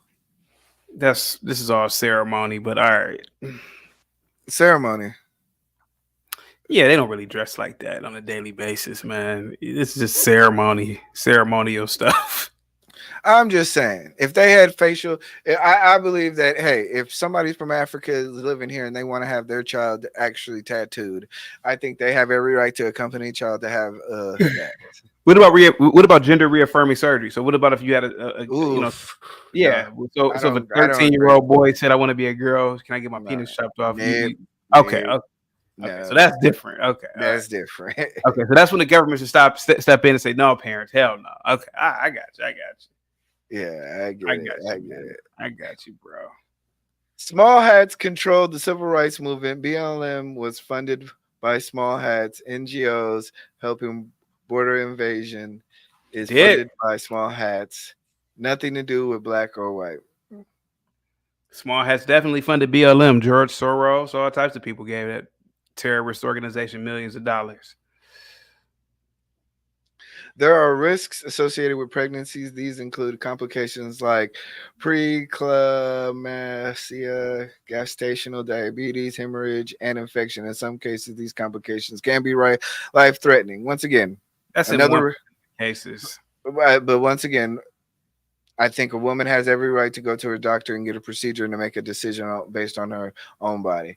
E, are you a liberal? I'm very much a liberal. That's the point of the show. You're the Are conservative. you a Democrat? Yes, I am a Democrat. And you voted for Clinton in 2016. Wait, I have a 12-year-old student that has 2 sleeves filled with tattoos.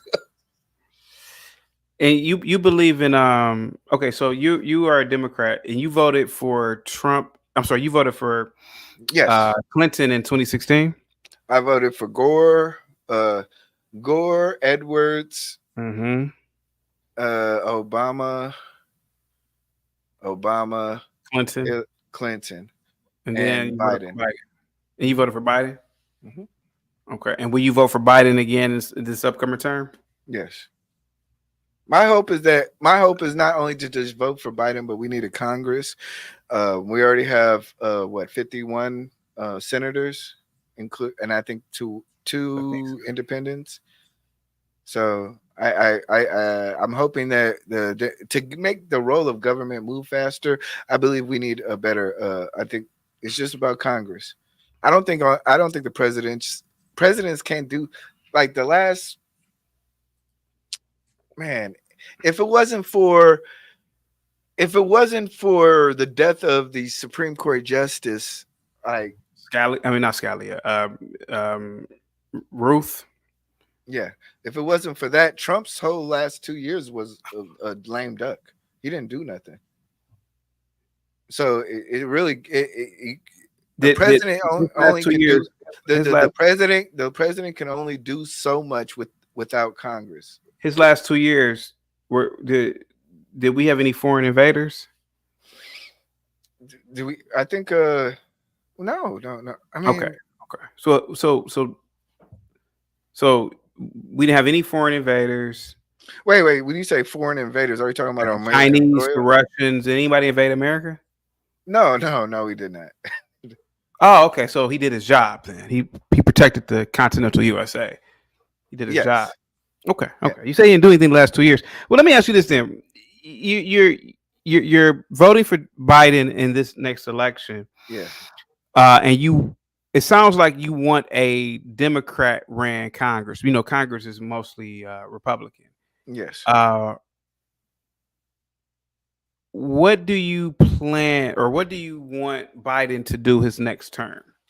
I would love for Biden to get together with Congress to figure out maybe some student loans, fix the what's left of Obamacare, maybe in Cobra system. I would love to see more relief in regards to the real estate market, maybe employing some what they call buying like some surplus on lumber or something. Like, well, I don't know what's exactly going on with the real estate market other than the high rates, but creating new constructions are costing way too much. Like a new construction right now is costing $250,000. So I think there's a lot of things that need to be fixed. I would love to see once again a middle class tax cut. I mean, For the most part, that's it.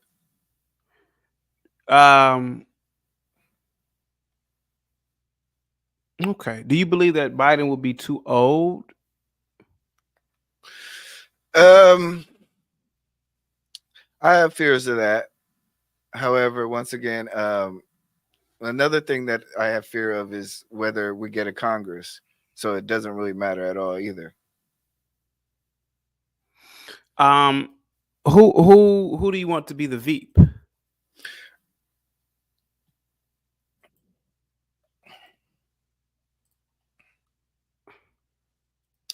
I mean, as of right now, Kamala Harris is the VP, and if they run the same ticket, they have to run the same ticket. Let the people decide.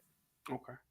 Do you think that she would be capable of running the country if Biden were to die? Or yeah, I definitely think she's capable. I think she's very smart and educated to run it. Okay. I'm sorry. I don't think if Donald Trump can run it, I think she can too. I just don't. I don't think Donald Trump really is that educated to run it. More educated than Kamala Harris. Yeah, he's not. He's not an attorney, which would help. Okay, I'm listening to you, man. Oh, okay, this is very interesting. I didn't know that you were a staunch Democrat. Okay. I'm more liberal than a staunch Democrat, though. Okay, so you definitely support sanctuary cities. You support. Once again, I think in regards to supporting sanctuary cities, it's my belief on immigration. I don't believe necessary immigration is that big of a deal. I think I think what we need to focus on is actually in getting these companies to have better access to more jobs. So, And what companies are that or those? I think manufacturing companies. I think we need more manufacturing in the center part of America. I think we need, especially on the West Coast, you need more manufacturing. I mean, we're talking oil fields. Like I'm pro drilling. Yeah. Okay. See, you see what I'm saying? Like I'm actually pro drilling. Okay. Because it creates more jobs. They gotta pay. Yeah, but like I said, I understand the role of immigration. The reasons why a lot of companies actually have high overhead is because people are not taking the minimum wage jobs. So people who are wanting to come over here and wanting to work for those minimum wages, that's fine. But the average American citizen is not going to take $8 an hour, $9 an hour. No, not at all. And then, like I said, immigration has never truly been an issue until probably the last 20 or 30 years. It's more of a marketing thing. Okay. I think if you talk about the role of immigration, I think legalized immigration has always been accepted as a way of fixing things. Even Cesar Chavez. A lot of people don't understand. Cesar Chavez was against illegal immigration. Yeah. So, legal immigration is fine. Everybody's for legal immigration. So we just need to figure out a better way to do it. That's just my opinion. Okay. I don't have anything else, man. Is that all? Hey, man, I'm just listening to you, man. Just two guys talking on a Sunday, man. Yeah, man. I'm glad we did this. What do you think about Cori Bush? Cori Bush? Yeah. Who's that? She's the congresswoman out of, oh my God, I think she's out of Missouri. Oh, better yet, what do you think about Ilhan Omar and her statements about Somalia and how she didn't acknowledge being a U.S. citizen? What about that one? Oh, she has a unique thing to where her base is kind of like up there in that middle north area. What base? Her base is like a very staunch. I think she has a very staunch Somalian base. I would say Muslim. Her district that she represents is 65% white. No, but she has a very good. She's from Minnesota, right? Minnesota, yeah. But here's the thing: her district the third, I think it's the third district. 65% of her constituents are white. 13% are black. I think 8% are Asian. So for her to speak Somali and pretty much praise the Somalian president, you don't think that there was anything wrong with that? Or so she praised the Somalian president. Yeah. What's wrong with that? You don't see anything wrong with that? Okay. What's wrong with that? I'm not saying anything, man. No. So wait. When Donald Trump is saying Kim Jong-un is a good guy, it's Donald Trump. When Donald Trump is actively saying that Putin is a good guy. Is he Chinese? No, he's Korean. No, I'm saying is Donald Trump Chinese? No. Okay, so what does it matter if he was saying it? But a person who's Somalian, who's literally from Somalia, she's praising this man. But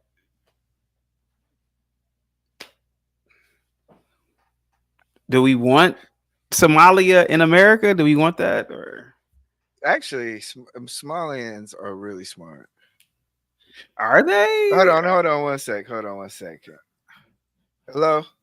is this Portia? Yes, it's Portia. Can you hear me? Yes. How you doing? I'm good. How are you doing? I'm blessed. Are you here to whoop on this liberal too? Not necessarily. I just have a couple of questions. Yes. Just a little concerned. So, are you trolling or are you serious? I'm very serious. I've always been a liberal black man. So that's probably largely in part because you're a Californian. Yeah. Yeah, and I'm a Texan. Yeah. I think, but when I say liberal, I believe in true liberal. I believe justice, freedom for all. I believe the pursuit of happiness. I believe in true liberal beliefs. I believe, and then what the roles have in the government. So, like, I know we talk about like liberal as like a different type of liberal, but I'm probably more liberal, like the true to the meaning liberal than you think. Okay. So for a good amount of time between you and CT talking, you spoke a lot about Congress, and you just said, we just got to get Congress this, Congress that, because the president doesn't have that much power. Mm-hmm. Now, then CT asked you, do you know who Cori Bush is? And you said you didn't know. Mm-hmm. But you made, because you said Congress so many times. Do you know that Cori Bush is a member of Congress? Yeah, but I don't know every member of Congress. I'm looking her up now. I see she's a black woman, and she's representative of Missouri 1st District. St. Louis, yeah. Mm-hmm. Yeah. What about? I'm sorry, I don't know the congressperson for Montana or Delaware. Like, well, I mean, the only reason why I ask is because for someone who advocates for Congress, as you just said, I would think that you would know, especially during Black History Month, who the black ones were. Oh, no. We don't do that over here. I pay attention. I'm probably, if much like most citizens, worried about raising their families than trying to keep up with every person or every race in most of America. I wouldn't want to know how, other than maybe national news, I wouldn't know how I would know about her. She runs in St. Louis. I live in Texas. She's not advertising out here. Well, I'm sorry. Okay. So, like Congress, even though she's a rep, which representatives are also known as Congress members, even though she's a rep from St. Louis, Missouri, she represents America as a whole. So she represents all of us, all of our congressmen and women. And so whenever you say that the president doesn't have that much power, but we just got to get our Congress because the Congress is Republican led right now, so we have to get it back Democrat led. So I was curious because if we want to get it back Democrat led, we don't have to worry about a state like California, because we already know from California. But or like Colorado or, Illinois or somewhere like that. You don't have to really worry about that. But if you are concerned about Congress, and because Congress has more power than the president, as you said, I would think that you would be, more in the know of Congress members that represent America federally. You know how many Congress people elections are across the state, across the country? Yeah, quite a bit. We just had a couple in Texas, and we're about to have a few more next month, and then a few more in May, and then a lot more in November. My point is that, I know I try to keep up as much as I can. Mm-hmm. And I'm hoping, and most what we do realize is that the most Congress flips do happen in presidential elections. Is that wrong to say? So when I associate the presidency, with Congress, I'm usually talking as a person that understands that most of the time, Congress flips either in the presidential election or in the midterms. So when I say, I want to see, I hope we get Congress too. That's what I mean. Do I sit here and I keep track of every race that's a possible flip? No, I'll be honest with you. No.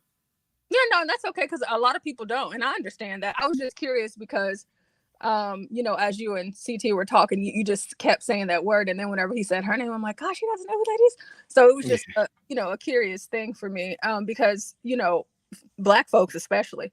Forbid if you have a platform or, if you're having barbershop, beauty shop conversations or just family discussions, oftentimes Black folks, we sit and we talk politics, but we really don't know politics. We're just talking.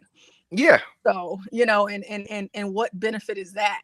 Especially since the base, or let me say the foundation of this discussion today was Martin Luther King Jr. And if anybody knew politics and if he's someone to look to, if I asked Martin Luther King Jr. who Cori Bush was, he can give me a rundown. So if we are to want to seek to be like him and uphold his honor and do as he did, I mean, he was sitting in the Oval Office with LBJ, Lyndon Baines Johnson.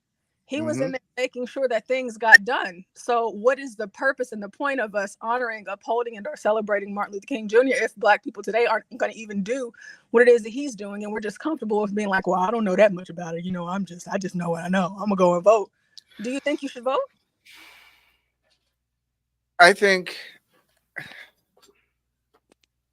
most focus should be on, of course, like you said, whether national elections or congressional elections are successful. I think educated voters should be the focus also.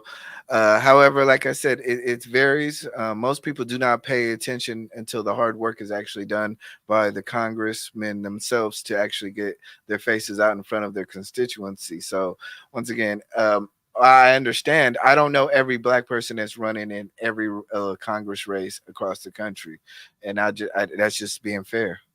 Yeah, no, you have to kind of be fair about that too. No, I do. I get it. Like I'm totally fair. Maybe Cori Bush is a hot topic in your circle or in your area, but I've never heard of her.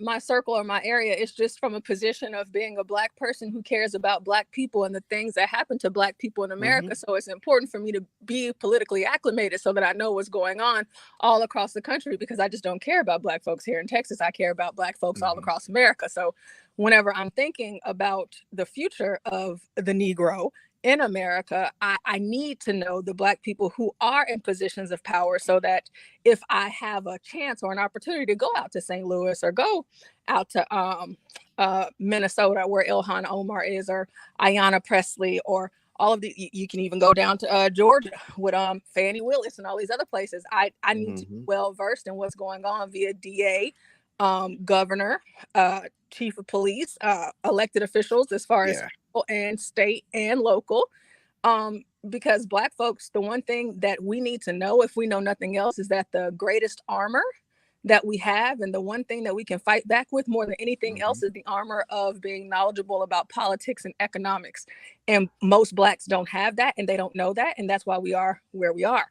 So I would encourage you that although your focus doesn't necessarily have to be about Cori Bush, I just wouldn't put all of my focus on federal elections. I mean, local state elections right there in California where you are, because there are a lot of things that are going on right now in California that are heavily impacting Black people in a way that you might not understand because of your financial bracket. Yeah. So I agree. No, I look, I agree. I agree with everything you say. I think also it's my responsibility, if we're going to be talking more or less about politics, that maybe I should brush up and be more in tune. I have no problem with saying that. So you probably put a kick in, what they call a flash in my pants, or a kick in the ass, to kind of step up my game. But at the same time, I with all due respect, I'm only human, and this show is mainly not just about well, she's left. This show is not necessarily just about politics, but it's about news and social commentary. Portia, you there? Okay. Yes. Hello? I got a phone call. I just put do not disturb on. You said, the last thing I heard, you said you think that we should be more brushed up on politics? Yeah, I think I'll make it more of a conscientious effort to be more brush upon, say, the minute details of Congress, politics. Yeah, and not just, it doesn't have to be like, minute. You don't have. This is not just a politics show, though. This is kind of. No, I get it. No, and this is outside of your show. I just think that because of the things that you've been saying, because I've listened from this show from the point that the show started up until now, that I think it would be to your benefit to just get a little bit of knowledge of the politics in your state, if nothing else. Yeah. It would be. Yeah, but see, because I live in Texas too, and we're in a weird position where. I thought you lived in Cali. No, I'm from California, but I live in Texas. Oh, hold on now. See, hold on now. Wait a minute. Yeah. I got my Spurs and my boots too. So see. So you have to be in Austin, Dallas, or Houston. No. Wow. Well, if you're not in any of those, or San Antonio, no San Antonio? No. Galveston? I am all the way by the border. Okay, so it doesn't matter. It does, like, so if you're not in any of those places, it doesn't matter how you vote. Yeah. Vote a Democrat, that wouldn't matter. Even by my congressman is Randy Reber. Yeah. And I can't stand that guy. And he's like the way the district maps are drawn, the city that's kind of like outside of Houston, like they have a swath of land or a group of people that do that, which are rich people, and they kind of drown out the, say, Black vote of the Golden Triangle, Port Arthur, Beaumont, which are majority Black. Well, you say rich people. Mm-hmm. What does that mean coming from a Californian? Because to everybody in Texas, you as a Californian, you're richer than all of us. To us. Yeah. Yeah, I mean, it doesn't, like, whenever you say the rich people as a Californian, that don't really mean nothing down here. The people who have yachts, the well affluent outside of Houston people. When you draw the line and it's like drawn around Baytown and all that stuff, I see what they're doing. This district line is directly a drown out of a Black vote. That's why Randy Weber can never lose, and he never has to come to the Golden Triangle. So you think that Randy Weber is drowning out the Black vote? No, I think Texas is drawing its congressional lines to drown out the Black vote. I don't think we have nothing to do with outside of Houston. We should not be lumped into those same groups of people. Like, economically, they don't represent the same group of people. Huh. Yeah. I've seen there was a district in Houston, in the north side of Houston, that was redrawn, and they did some crazy stuff with that. So they moved it towards more towards Katy, which is crazy. A traditional black Congress area representative is basically having to fight because they redrawn on it. That's the politics. I can't hate on that. How long have you been in Texas? I've been in here 15 years. Oh, okay. Well, 15 years is quite a bit of time, and I know you voted for Obama, as you said, twice, but Obama. I've switched on gun rights. He lost twice in Texas, so he lost twice in Texas. Yeah, and so did Hillary. Here's the deal. I mean, like, Democrats, white folks don't like Hillary. I didn't know that. Black folks don't either. I mean, white women do not like Hillary. Black women like me don't either. So get it. I did not know that. I thought she at least had the white woman vote. Oh. Hell nah. The white women hate Hillary. I was like, yo, she was just a bad candidate. She had her opportunity maybe after when she in 2000, maybe 2004, but I don't see a way. I think it was a bad path. Maybe your daughter will run. She's not attractive enough. Yeah, she won't make it very far, just like Michelle Obama wouldn't. Yeah, so I don't think you think you have to be attractive to win the presidency. Oh, of course. Oh yeah. For sure. They're not gonna ever allow an ugly woman to be president. I mean, nobody wants a woman to be president anyway, let alone an ugly woman. Right. That's why I'm hoping that maybe Christy, what's her name? Poor, I'm a little tired. Noam, Christy Noam. Yeah, Christy Noam. She's attractive. Yeah, she's attractive, man. Out of South Dakota, the governor. She's attractive, man. Hold on, who? Christy Noam. Noem. Noem. Christy Noam. She's solid too. Yeah. She's pretty legit. Yeah, you got to be. This isn't Germany. This isn't. In Germany, they let Angela Merkel. I'm like, how can they look at this woman? But I guess their politics. I don't know anything about their politics over there. She's a prime minister. Yeah. She's something to look at. Yeah. She's very attractive for an older woman too. Yeah. Like she could compete with younger. I get it, but okay. All right. Yeah, I get it. I mean, it is. I'm just actually eBlack just for the fact that you've been in Texas for 15 years. Yeah. And you still haven't acclimated to the Texan way. No.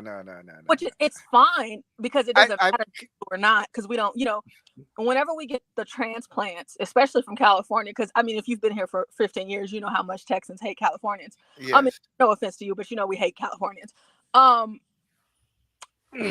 Like whenever we get like transplants that come out here, a lot of them actually switch and they vote Republican, believe it or not. However, for those that don't, it doesn't even matter here. Yeah, the thing about it is, I've actually voted Republican for a local election. I'm probably more. I'm an educated voter. I try to. I don't actually give free votes away, like railroad commission, sewer district, JPs, all that stuff. If I haven't seen any advertisement or if I haven't had an opportunity, I don't vote for them. That's free voting. Yeah, you don't give a free. I don't vote down ticket Democratic. I vote individual. Oh, okay, I see. Because I'm about to say, so like the railroad commissioner, school board, all of that. Because yeah, but I don't do that. I don't do that. If the excuse me. Texas, the state of Texas hosts 4 to 5 elections every year. Yeah. Right, because we vote on everything. So anytime the House presents a bill to the governor, it passes through the House, it goes to the Senate. The governor, he can sign it, but it doesn't go into law until the voters vote on it. We vote so much here, it doesn't make any sense. So, well, no, it actually does make sense. Let me take that back. It makes all of the sense in the world, but we vote a lot here. So the people have a say, but maybe one day are you talking chaotic? I can't hear you. Can you hear her? No, he cut out.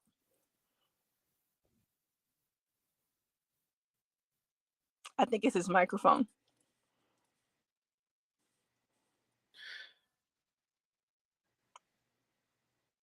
But okay, so let me say this. Like I said, I've actually flipped my positions on a lot of different things. Like I said, gun rights. When I moved from California, I didn't see the necessary need for gun rights. Mm-hmm. When I moved out here, I realized the benefits. So I'm very pro gun. 2A. Yeah, I'm not a 2A, but I'm very pro gun. I still believe it needs to be relegated. Okay, so you went from being like against them to now you're here.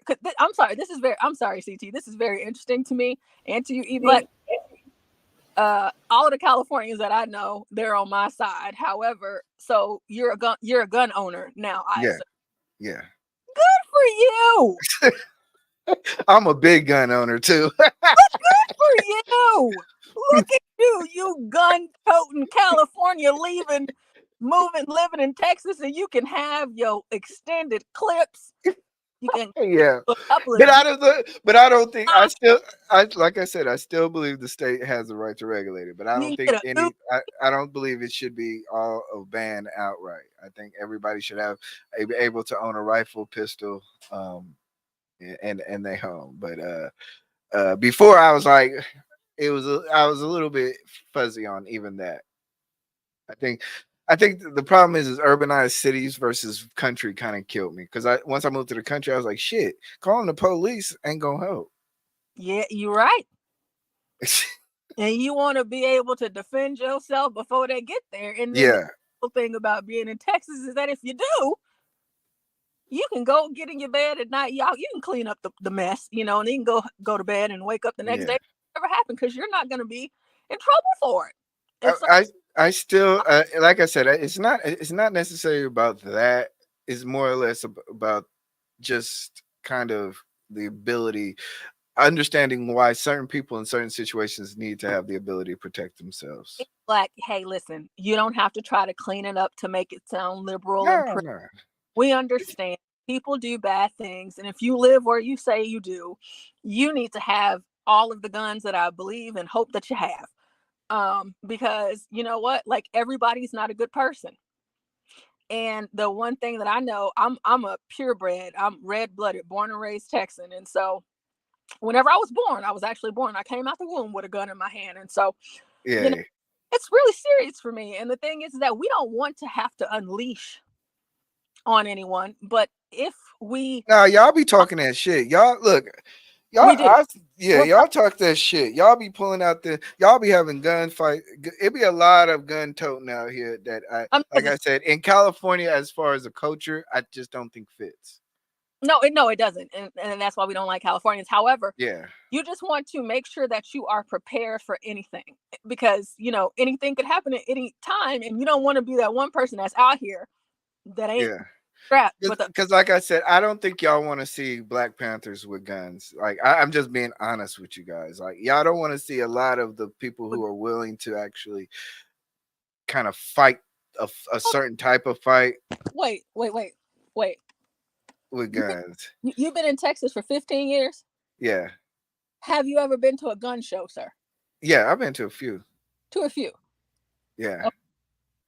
So, listen, everybody got guns in Texas. The gays, the Jews, the blacks, the Christians. Yeah, everybody has guns, but like, I'm talking about urbanized cities like Oakland and San Francisco, to where like you're cramming in 100 people into a bus, like type stuff. Like Texas doesn't have that. Everybody has cars. Everybody rides. There's no urbanization of this. Like Houston is a big city, but I mean, it's still like, it's not like it's a difference. Public transit like that.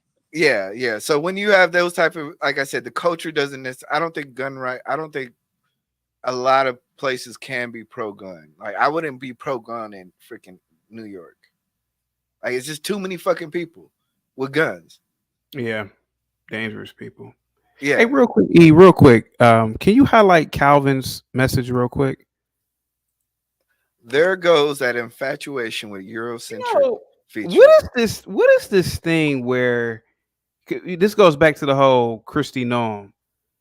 What is this? It's the hatred for white people is so deep, and the insecurities are so deep amongst blacks, where we can clearly see that Christy Noam is an attractive woman. I don't give a goddamn what color she is.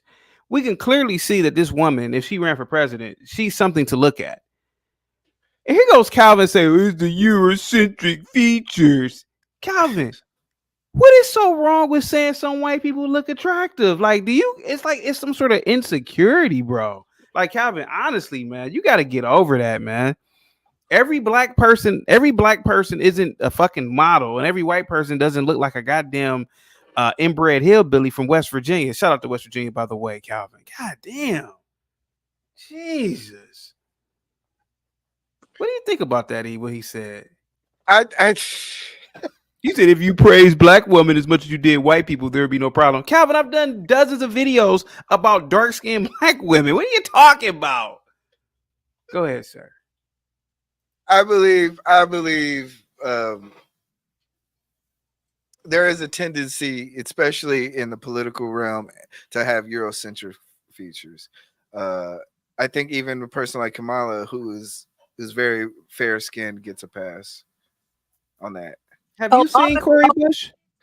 What's that person? Hold on one second. Hold on. He's a half black. I think. See, but that goes to my thing. I think. Have you seen most of our black? Now, hold on. I will say this: the Republicans have had the darkest people as representatives. They may be coons, but they are the darkest people who I could say that are. Why is Clarence Thomas a coon? I'm talking about people like Tim Scott. Who's that 5? Who's that 5 for 5? Who's that 5? That guy that ran on that in the elections. He was a dark skinned guy. The other guy that passed away from COVID. I know you're talking about. I know you're talking about. I can't think of his name off the bat of my hand, but I know you're talking about. I have somebody backstage, so I want to. Yeah, I'm just trying to figure that out. Why is that a problem to say a white person is attractive? Like, Calvin, okay, yeah. Calvin. Yeah, here. Calvin. I'm here. You know, Calvin. What is wrong with you, dude? Like, honestly, what is so wrong with just saying she looks presidential? It's Herman Cain. Herman Cain. There we go. Mm-hmm. Yeah, I mean, Calvin, I don't get it, bro. Like, what was so wrong with me saying that if there was a woman elected who was a Republican, I would prefer it to be Christy Noam over who's my girl out of the big girl, Huckabee. But that's not what you said. What did I say? I mean, I'm sorry. What did I say, sir? What did I say? Help me out here, because I'm confused. Portia, I'm gonna ban you from my chat. Okay. eBlack, I like to keep quotes that are funny. And the first time I was on your channel, somebody named Salty Balls, and you were like, Salty Balls, is that you? That was just funny to me. I'm sorry. Calvin. Yeah, so that's not what you said. You said you went on a spell about having attractive politicians, and you reference, I don't know which came first, but you reference her. Have you seen her? And just as a person that just observes things that come out your mouth, like I said or told you before, your focal point of beauty is always Eurocentric people. Sir, I literally have. See, that's what I'm saying. You don't know me, bro. I've literally, dude, on the Lapeef Network, on my channel, I've literally have made dozens of videos talking about the standard. I have a video literally called "The Standard of Beauty is Dark-Skinned Women." That's the thing. You don't. I had dozens of videos. Sir, I talk about it all the time. No, you don't. No, you don't, bro. You have no At idea. Least I don't want you that much. I have no idea what you're talking about, because I literally have videos that I literally have said black women are the standard of beauty. Black women look like this. Black women. I literally have videos like that, bro. I literally had a video where I went in on Candace. Bro, there was a video I did about Candace Owens, right? Of course, I don't know if you were there for this one. Candace Owens was talking shit about this dark-skinned female that looked 10 times better than her. I blacked out on Candace Owens and talked about this girl that nobody knows. I remember. Yeah, I'm like, Calvin, what are you talking about, bro? I've made dozens of videos talking about black women. You have not, maybe 2 years ago, or bro, I made that video just last year. Okay, yeah, okay, last year. I'm talking about as recently my exposure to you and your platform. Whatever your now, exposure I don't. is. Yeah, go ahead. Go ahead. For the man. past, I guess, as of like in the past 3 months, I've watched you I'd probably say like 60% of the time. Prior to that, I did watch you just probably 20% of the time. I probably got introduced to your platform about 5 months ago, so something like that. But my observation of you is when you refer to beautiful women or your focal points, it's always the white angels. Don't you want to be okay? Yes, okay. bro. And you don't. Okay. Stop. Pause. Let me finish. So let I me can't finish. say Let me yes finish to what you're saying. Yeah. Yes. Okay. Go Yeah. ahead. I just want to finish my point. You asked me why I'm saying this about you. I'm telling you because it's the words that come out of your mouth. It's the things that come out of your mouth. Sir. Go ahead. Can we acknowledge, sir, that some people are better at certain things? Some people are faster. Some people are more athletic. Sir, is it plausible to assume that, sir, maybe, just maybe, white women look a little bit better than some women do? That's possible. Okay, or is it plausible to assume that that's black definitely women possible. You have white women are more attractive than other white women. Not do me a favor, national. real quick. Do me a favor. Do me a favor. You do me a favor. Depends. Give me a country in Africa where all of the women are super attractive on the same scale as Sweden or Switzerland. Thank you for proving my point. Okay. No, I'm just asking you. This is my point. Your focal literally have countries in Europe where there are Eastern European countries, sir, where even these whites are poor. Almost all these women are super attractive, sir. I'm just, sir. You say you like watching people. You need to really observe people, sir. There's nothing wrong with saying these things. Kristi Noem looks better than most politicians. It's just the facts. Ain't got nothing to do with the fact that she white. But if we really want to get to the nitty gritty, man, let's be completely honest, man. A lot of black females, man, don't try to look attractive. You got a lot of black females that are fat. Am I lying, bro? Am I lying about the obesity rate? You got a lot of black women who purposely make. I guess I'm lying, right?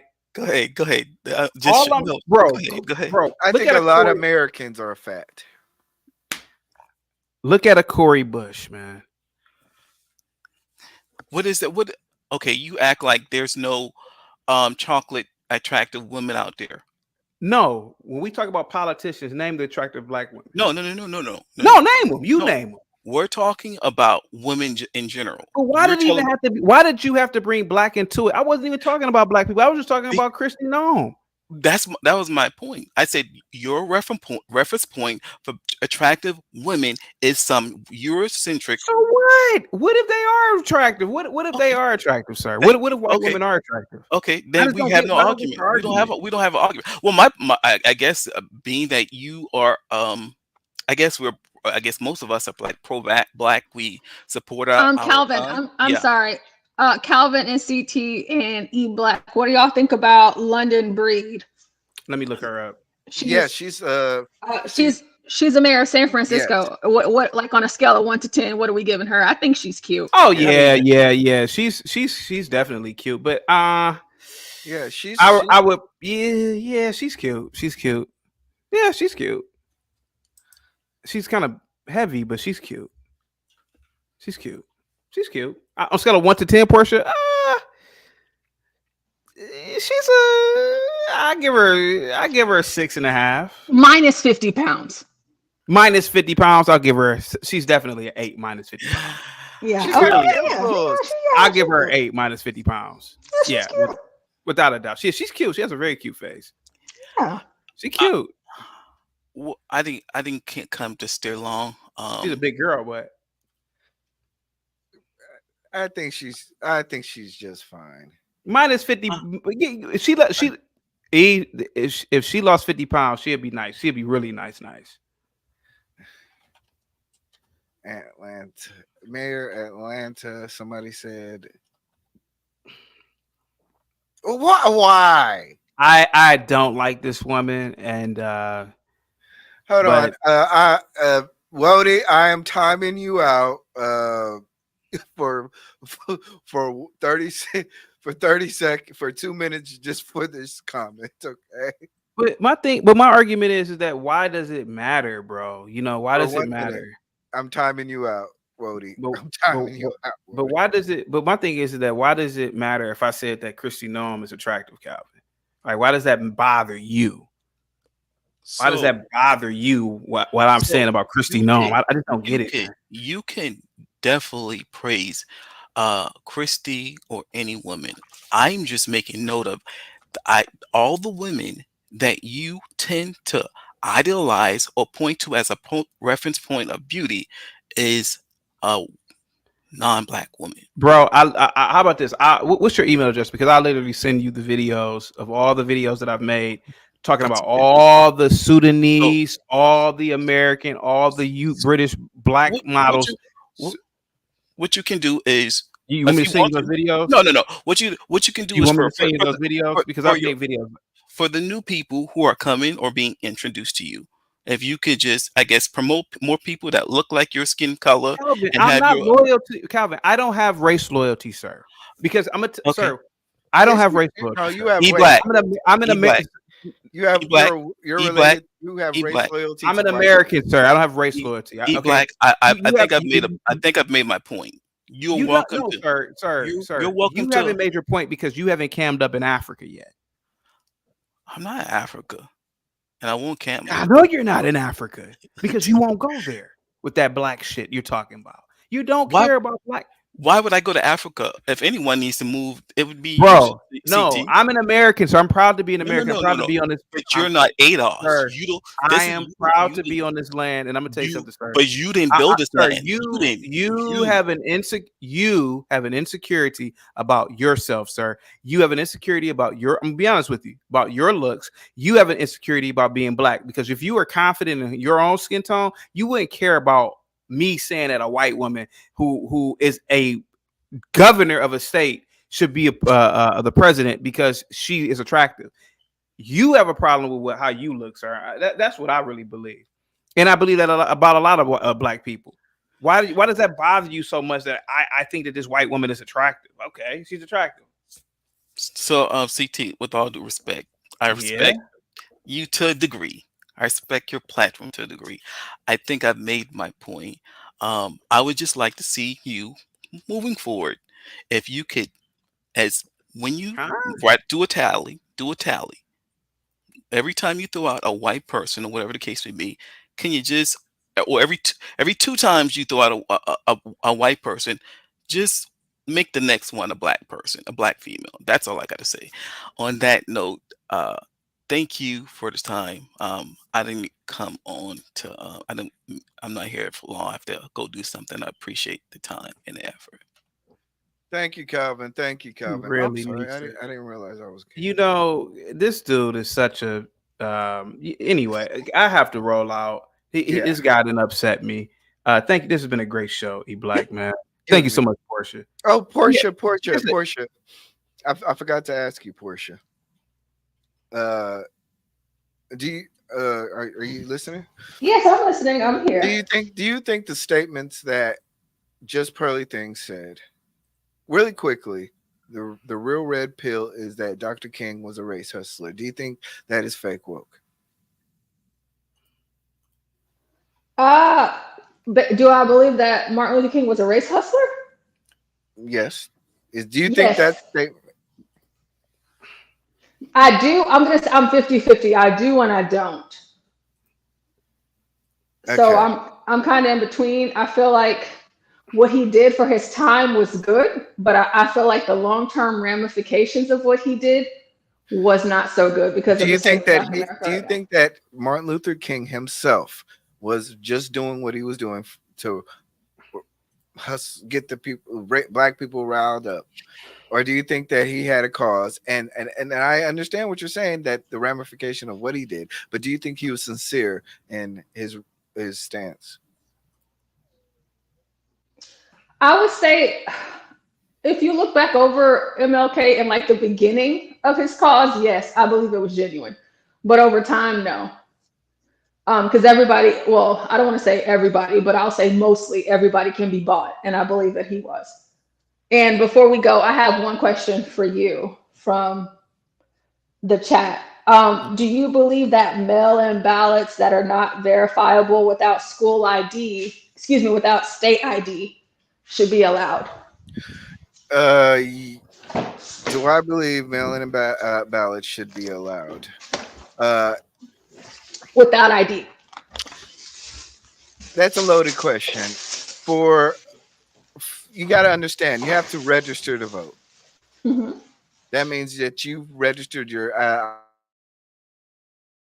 citizenship. You registered. Hey, I'll be back in 2 minutes. Okay. Yeah. Sorry, you registered your status as an eligible voter. If your state offers the luxury of providing a mail-in ballot, I think that ballot should be valid. I think voting should be made easier.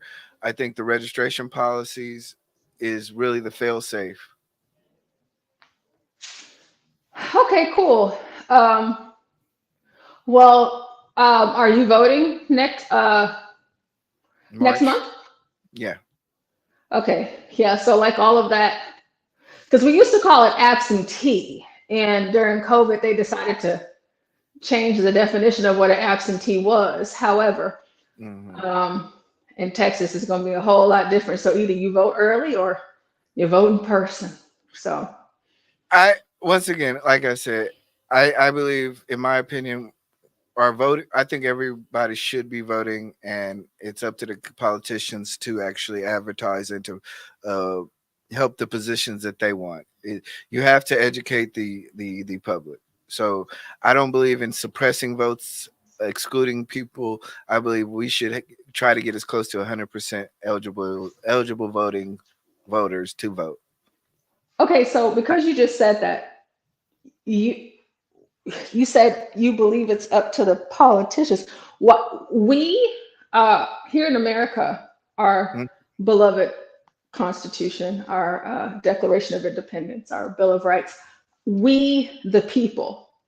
So why should we see? Because we the people, we vote for these people, but we the people, we are the say so. We are the beginning and the end. So why should not we the people have the say so on how votes are tallied or counted or processed? I don't have a problem with necessarily how like the people creating it, but I think we should also be on a policy. And you understand when I say policy, it should be like kind of the way it goes is that get as many people to vote as possible. That's the best way I can say. Fairly, right? So like fairly, constitutionally. Yeah. Okay. Like I said, that your fail-safe is the registration process. You get with an ID. Yeah, if it's with Do an you ID. think that illegal should vote? No. Okay. I don't think, but I do. Now, I do have an exception probably for local elections. Really? Yeah, I think there are certain policies that could be made that every citizen of a particular area could want to have a input in. But just so that you is know, the exception. That is like a major exception. They're not citizens if they're illegal, though. Go ahead. I would say that once again, when you're impacted by anything the government does, I think you should have a right to say whatever's going on. Yes, us citizens, not illegals. Let me say this: if I move to Ghana, I think I would want to have some say in what's going on.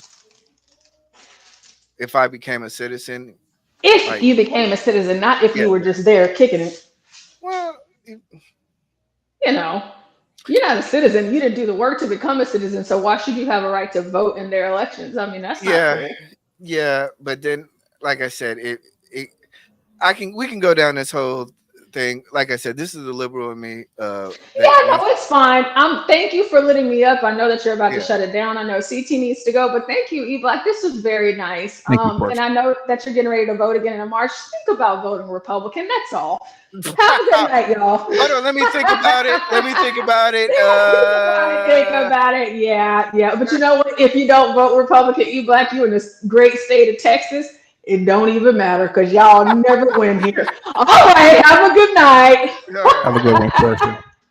And really, that's not true because quiet as it's kept, Houston, Dallas, San Antonio, and some parts of where I live, are majority Democratic strongholds. It's really the other areas of Texas that really carry most of the state. But that's neither here or there. All right, you ready to close this out? Yeah, great show, man. I just want to say this to Calvin. Calvin, you got to get over your insecurities, man. You got to get over your insecurities, bro.